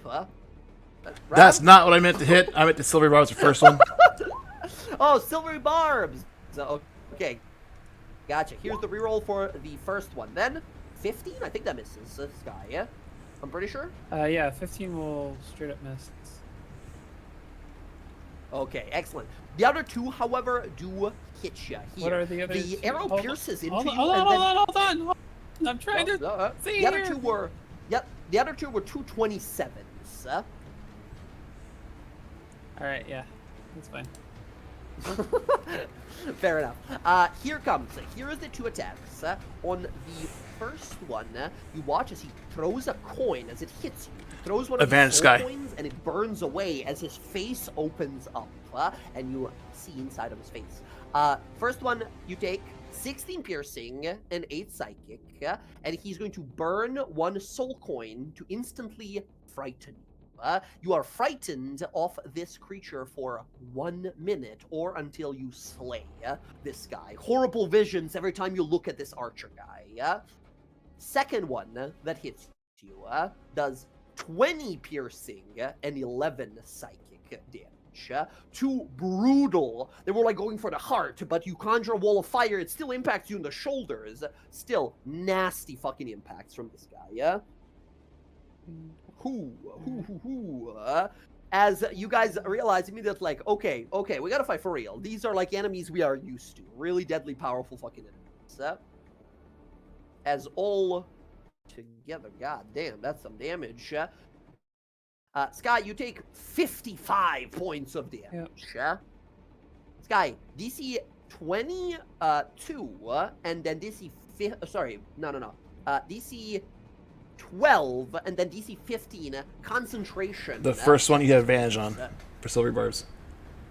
Oh, silvery barbs giving you advantage. Very good. Hold on, I'm 12 and a 15. Still subtracting health. Give me a sec here. Sorry. Do your thing. One thing at a time.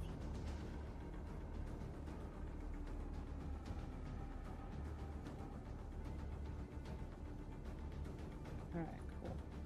Oh, that hurt. That was almost everything in one go. You said what? I need you to make me 2 con saves. Yeah, one is 12, which is nice. Easily succeed. And now a 15. Nice. Very good. The fly spell easily remains. The demon scowls to itself, but continues to slither away and sideways from you. You spent 1 of those souls to do that. That is the Wobblous demon. Next, Sky. Sky, you are now frightened of this creature, which means you can't approach the archer guy, and any attack rolls you make while he's in your eye line, vision, right, are disadvantage. Cool. We're going to do the flame mantle. Hell yeah, fire up. Fire time, let's go.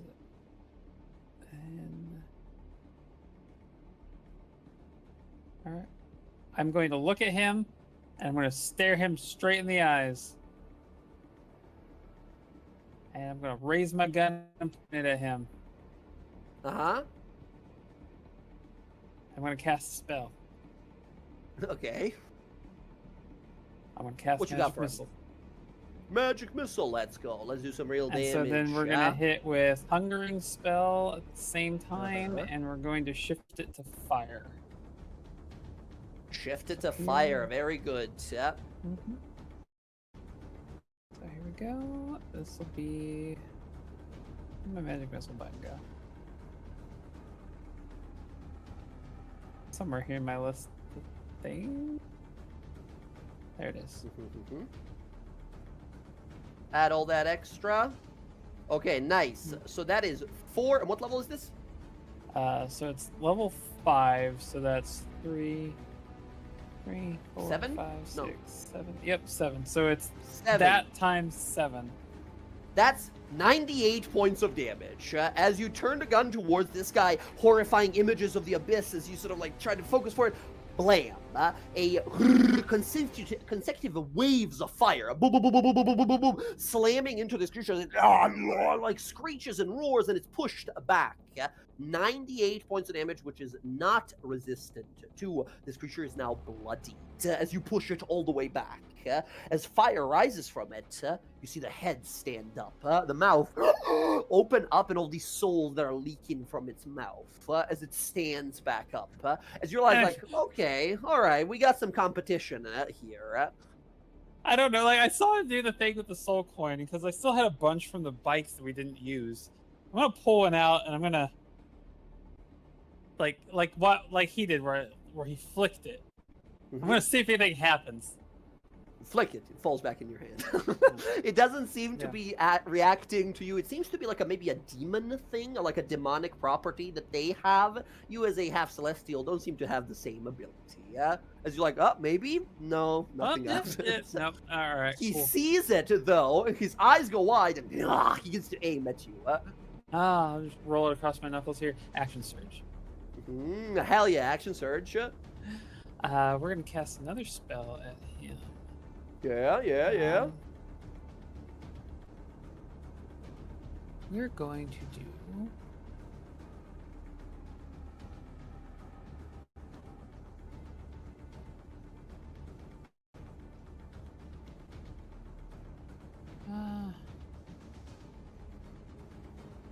I can't do like a regular spell with action surge. Just a cantrip, right? No, you can. Oh, I can. Oh. Action Alright. surge. Oh no, never mind. Because the rules for spellcasting got changed. You cannot cast the spell with a spell slot with an action surge. You do it under spell, but not like a level. Who's that Pokemon? That's fair. Then we will do. Yeah, we're gonna do another expenditure here on some sorcery points, and we're gonna do firebolt at him. Awesome, same guy. Let's go. Yep. Not hungering, but the. And also, he set on fire, right? Because of your elemental stone. Yes. Because you used the meta magic. Very good. And then fire away the second one. And bomb. Ooh! Wow! Oh my God! Look at your damage. You rolled 3 10s on 3d10. Absolute maximum possible damage here. 35 points of damage. He's very badly fucking wounded. Boom! As all of these missiles tap him, and then the last one, you point the gun, we see the barrel ignite, rune, and then boom! Blasting one of his arms off his body. He's got 6, right? So he'll probably be okay to shoot, but like he screams in horrible pain as demonic ichor sprays across the room. Hell yes! I've never seen that. Triple 10s on the firebolt like that. Amazing. That is pretty. Mantle flame, and yeah, Doing a nasty 133 damage that turn. we're gonna move. 25, 30. Duck behind here and get some cover. Get some cover. Very clever. Very good. Sky, that is going to be your turn, I believe. Yep. Bella, at the start of your turn, the guy who just got blasted with fire is going to use a reaction. Now, he doesn't know your friend's a paladin, so he throws a coin into the air, catches it into an arrow, and fires it into the back of your head. He uses this ability as a reaction for him that he can just choose to use at the start of someone else's turn, called Flee Mortal. He tries to frighten you. He tries to shoot you, and basically this ability says you have to make a charisma save or use your reaction. If available, you have to move away from this guy as fast as possible. It is considered a fear effect. Oh, so we're good. And Bryn gives you guys an ability where I believe, Bryn, you We're have an immune. aura of fearlessness, of courage, one of those, right? Or As this arrow, boom, smacks into you, but does nothing at all to you, as you are fearless. Although charisma save for you would have sucked. As you realize, like, okay, stay close to Bryn. These guys are all about fear and fear effects. All right, Bryn, Bella, it is now your turn. Great. Okay. So, yeah, I'm going to, wait, I need to count my movement here. So, oh my gosh, I hate, okay, I'm trying to, like, figure out this 0-20, it's a little different. Okay, Right. yeah, I want to move. Click and grab, and then you move yourself. Click and Tap grab, right and then you click, move, do the yeah. measuring. So, yeah. So, that's, why to move back? That's weird. Okay, yeah. Okay, I want to move there.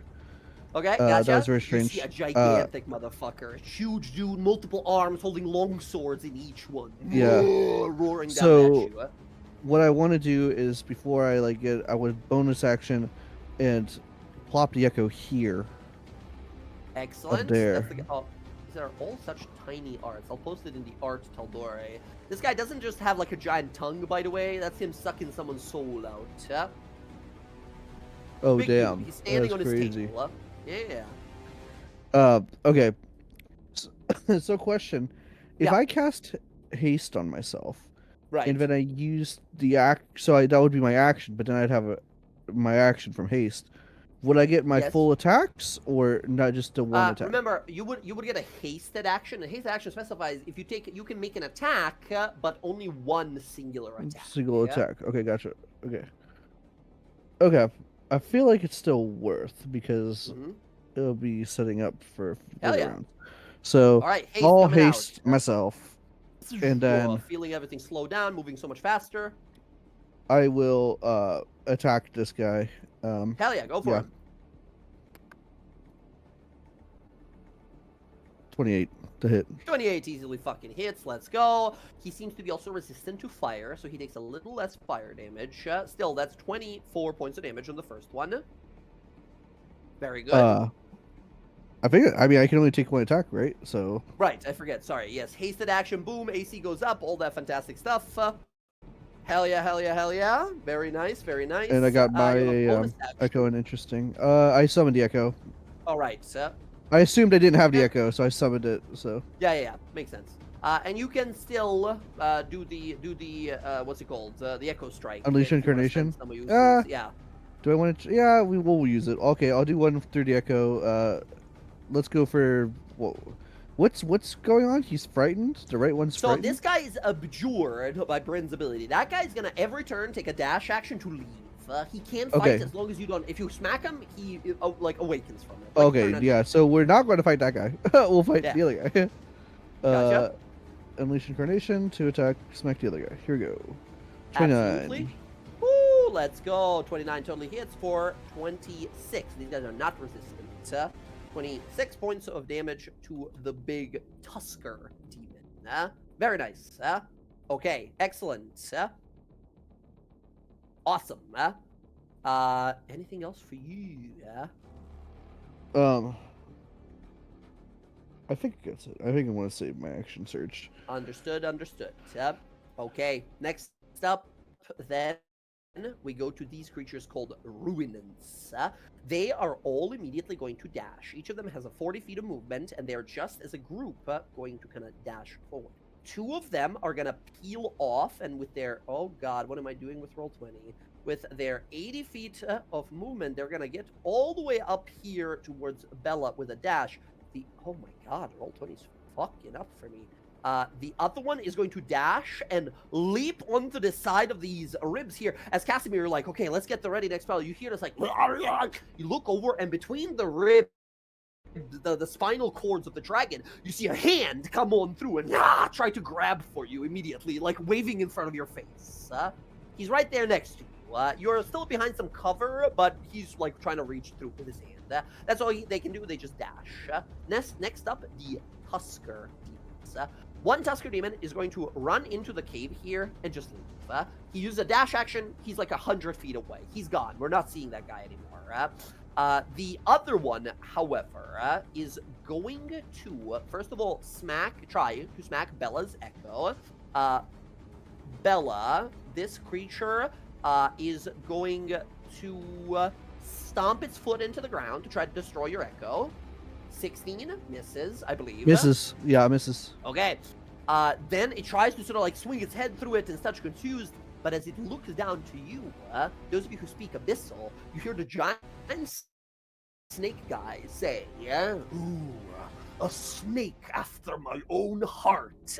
Bring it to me," pointing over to Bella as the Tusker demon freaks out and then charges through your echo here, thinking to like stomp it, but obviously can't affect it. Your echo can make an attack of opportunity. Yeah, that's what I want to do. Yeah, I wanna sentinel that. It's coming towards if I you, can. tusks down, like a I don't want to be angry surrounded. forklift. 21 to hit. 21 hits and stops it in its tracks, doing 23 points of damage to this thing. Okay, it's not going anywhere as your echo breaks one of its legs to keep it down. Okay, that is the both of the Tusker demons, as now we go to the Slaughter demon. This giant dude, shing, shing, shing, shing, shing, shing, pulling out like 8 different weapons in his hands. His belly like, oh god. Staring at this thing, it comes on down with 4 attacks at you here. First of all, is going to try and restrain you with its pincer attack. Natural 20. That's 4. Okay. That's a 4 instead. 4 plus 9 is 13. That's not going to hit you. Not gonna hit. Next up, he's going to make 2, actually, no, he's going to, no. Yeah, he's going to make 2 sword attacks. 20 and a 23. So, my AC goes up by how much with haste? Plus 2. 2? So, I'm 23 right now. With Okay, haste, 1 clips, so. yeah. 1 clips, yeah. And then with the last one, he's going to go for a melee javelin stab for the 4th and final attack. Yeah. He stabs you. 23 again, exactly, yeah? Okay, 2 stabs. Sword, 14. Javelin, 9. Bam, bam, bam. You're blocking most of these, but the sword manages to clash across your shoulders. Strong creature. Very fucking powerful creature. What's my con saves? For haste? I don't know if I can less fail than 10. them. No, you can't fail these. Okay. But you watch as he throws a soul coin into the air. The coin disappears in energy, and he inhales it. If he spends a soul coin, he's allowed to make a 5th and final attack. He makes 1 more sword attack against you. Miss. 14 misses. He spends 1 of those. If you guys were wondering what those dots with numbers I have on them, those might be how many soul coins they have left. Okay, that is the Slaughter demon attacking you with all it can, but you are hasted. Whoosh, whoosh, whoosh, whoosh, whoosh, whoosh, whoosh, moving incredibly quickly. Yeah. Next up, the Demon of Greed. You see this thing, Aurumbas, the Lord of Greed, stare on out. And I think at this point, looking out, Casimir and Bryn, Casimir as an intellectual and Bryn as a paladin, you guys are looking around. Fiends are hierarchical creatures. Devils are more so like a layered cake of bad to worse. Demons are sort of like a mishmash of everything together. But even then, people know certain categories and levels of power. On the field currently here with you are 3 different Category 4 demons. The Slaughter Demon, the Tusker Demon, and the Wobolas over there are Category 4 demons, which means they're very dangerous, very powerful. That thing down there is something beyond that. That might be like a Category 6 demon or something. Yeah? As you see this thing slowly slither on up. Let greed consume us all. He holds his hands out and 3 orbs of golden energy form in his hands as he boom, boom, boom, fires all of these out. He's going to fire these beams of energy at you guys. Did he move? I'm going to be honest with you. Yeah, he moved a little. Okay. Did you have something? I don't know yet.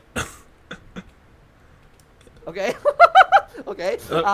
He is going to walk on up as he is going to fire off. Okay, yeah. I was waiting to see where, I guess roll 20 is lagging for me. Is that a spell he's casting? Yeah. No, it's just one of his demonic abilities. He's just the power he has. Okay. He fires 3 covetous bolts. 1 is going to be at Bella, 1's going to be at Bryn, and 1's going to be at Casimir. Casimir, you have half cover, so +2 to your AC. Yeah? Bryn, we're going to start with you. Bryn, that's an 18 for you, which misses you. Bella, that's a 22, with just misses you with your haste. Yep, 23, yeah. And then Casimir, a 26. So even with +2 to AC, I don't know how much you can do about that. If I use shield, I can get it to 22, so yeah. No. Casimir, you will take 25 points of force damage, and you watch as he throws 2 coins into Premonition. the air. They burn away. Oh, you want to take none? Okay. Yeah, I don't want that. Yes, he is as it blasts you here, he's about to throw his coins into the air as we see your eye open, your third eye here, and the beam moves past you, blasting the wall behind you as the coins fall back into his hand as he looks confused. As you realize what would have happened, he would have drained, the greed of his would have drained your highest level spell slots with no effect whatsoever. He laughs to himself. Ha ha ha ha. Your greed to keep what is yours matches mine. But I have no time for this. As we go to initiative 0, this incredibly powerful demon is going to use something called a mythic action. We dealt with these when we were fighting Archon before, as you realize, like, oh god, this is an incredibly powerful demonic creature. As he says, I've got no time for this. After all, time is money. And as he says it, wave of golden energy washes across the entire battlefield here, as he's going to use his action number 1, time is money. All of his allies immediately get to move up to their speed. You watch as these ruinant creatures run towards Bryn here. This one is going to maneuver to be between Bryn and Casimir. He is going to move his 40 feet over here, and the archer guy is going to go his 40 feet hide behind this pillar. At the end of the round, which is now, he rearranges initiative order in his choosing, and he says all of his guys go first, and then all of you guys go afterwards. As you guys feel this like time magic winding, sort of rewinding effect here happen, friends, he is going to decide what initiative looks like now. In fact, he's going to say that Roxy, you go on a, let's say 2, and Casimir, you'll go on a 3, and then Bryn, you can go to 4, we'll say, and then Sky, I guess we'll put you on a 5, Bella, you can go on a 6, look at that, you're the fastest of all of your friends. Is this still his turn? He's going to decide, no, this happens at the end of his turn, this ability that he has, oh god, what did I do? 2. There we go. Instead, he's going to say he goes on a 30, and his archer friend goes on a 20. And then his ruinant friends go on a 15, and then the Tusker demon goes on a 10. So he just immediately gets to go again? He gets to immediately go again as he rearranges initiative and says, well, what can you do? I'm first in initiative, right? As he rewinds time here in front of you. And then the Slaughter Demon, he'll say, goes on a 19, let's say, a fair 19. Legendary action, ruining his plans here as you see this incredibly powerful demonic power unleash here. The force of greed of his rearranging reality as we know it. Extremely powerful creature. As Casimir, at the end of his turn, you fire off a heroic action. What would you like to do? Move, cast a cantrip, or attack? If I move, I take an attack of opportunity. So we're going to cast cantrip on... We're going to cast Firebolt on the archer down here. Okay, now keep in mind, because that guy tactically moved into position, you'll have disadvantage, because it's a ranged spell attack, and you have a guy right next to you. Also, he does have some cover. He'll have +2 to his AC. We're going to risk it. That's why they did it. Tactic. Risk it? Okay, let's go. Alright, where's Firebolt? Come on, Firebolt. 14 misses, unfortunately. Hits the rock in front of him. Okay. Casimir, good try. As it's now, of course, as we know, his turn, right? As he laughs. Behold, the greed unending. Master would be proud. And he's, again, going to fire off 3 covetous bolts. And he's going to fire at, let's see, this time he is going to fire at different people this time. Sky, Roxy, and then has to pick one of the people who are already there. It's going to be the 3 of the people he shot already. 2, Bryn, shoots you again. All right, Sky, 1 attack against you from the Covetous Bolt ability. Thought I was in cover. Yeah? Yeah, because I Not jumped full behind. cover. You don't have full cover. You definitely have half cover here, 100%, but not full cover. He's like 25 foot tall. He's shooting from fucking above. 23, however, I think barely clips ya. What's the? Sorry, give me 1 sec. Make sure that is off. How much is full cover? Full cover is +2 to your AC and +2 to your dex saves. I'm gonna shield it and it'll miss. Let's go. Nice. Shield goes up. He misses. Second one, Roxy, coming to you. You also have +2 to your cover. 24 for you, Roxy. Yeah. Yeah, Roxy, I that believe hits. that's Even with haste, it doesn't help. Even with haste. Okay, he does 30 points of damage to you. A giant force blast of gold that smashes into you. He's going to throw 2 coins into the air. They're going to burn away.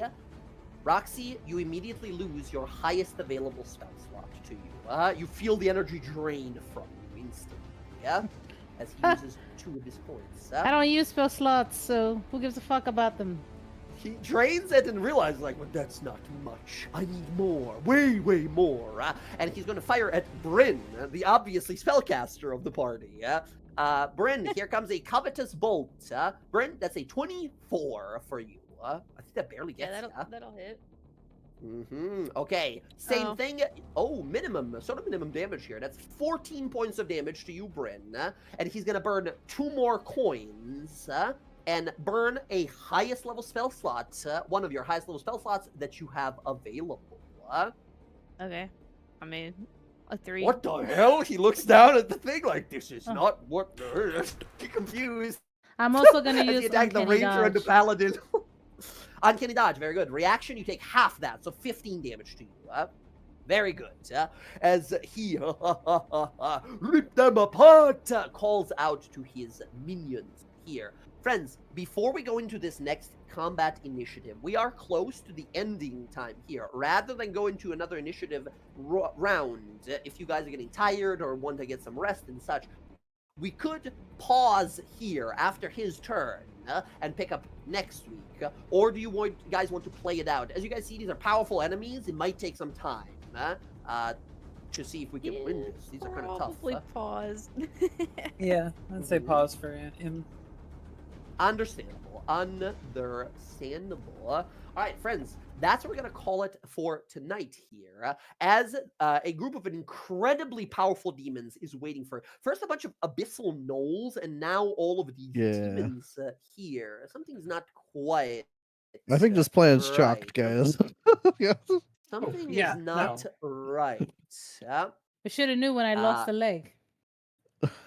Well, all right. The initiative goes to this archer demon now, which, yes, this is cheating, right? The enemy boss creature here is cheating. He chose what the initiative is going to be looking like, but he's an incredibly powerful creature, and, well, he gets to decide, I guess.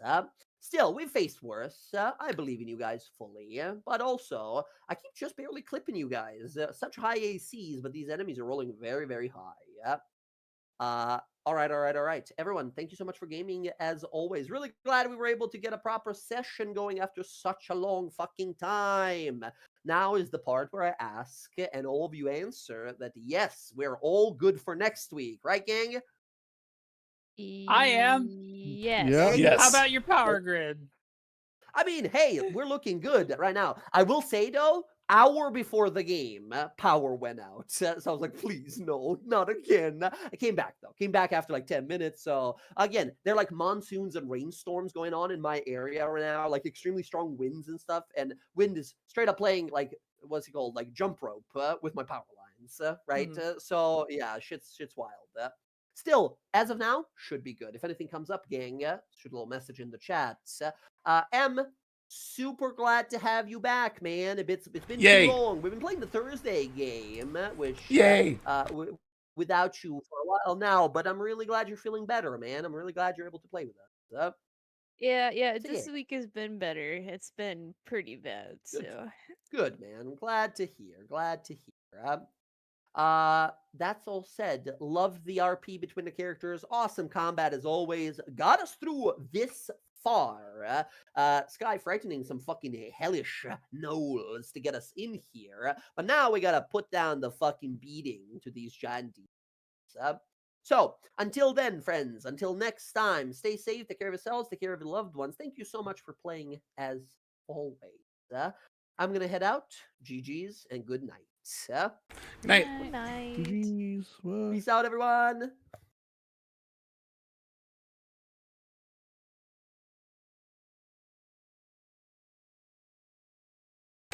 Okay, everyone. Thanks for hanging out for our Tal'Dorei DawnGuard campaign. It's going to be an interesting battle next week. Yeah.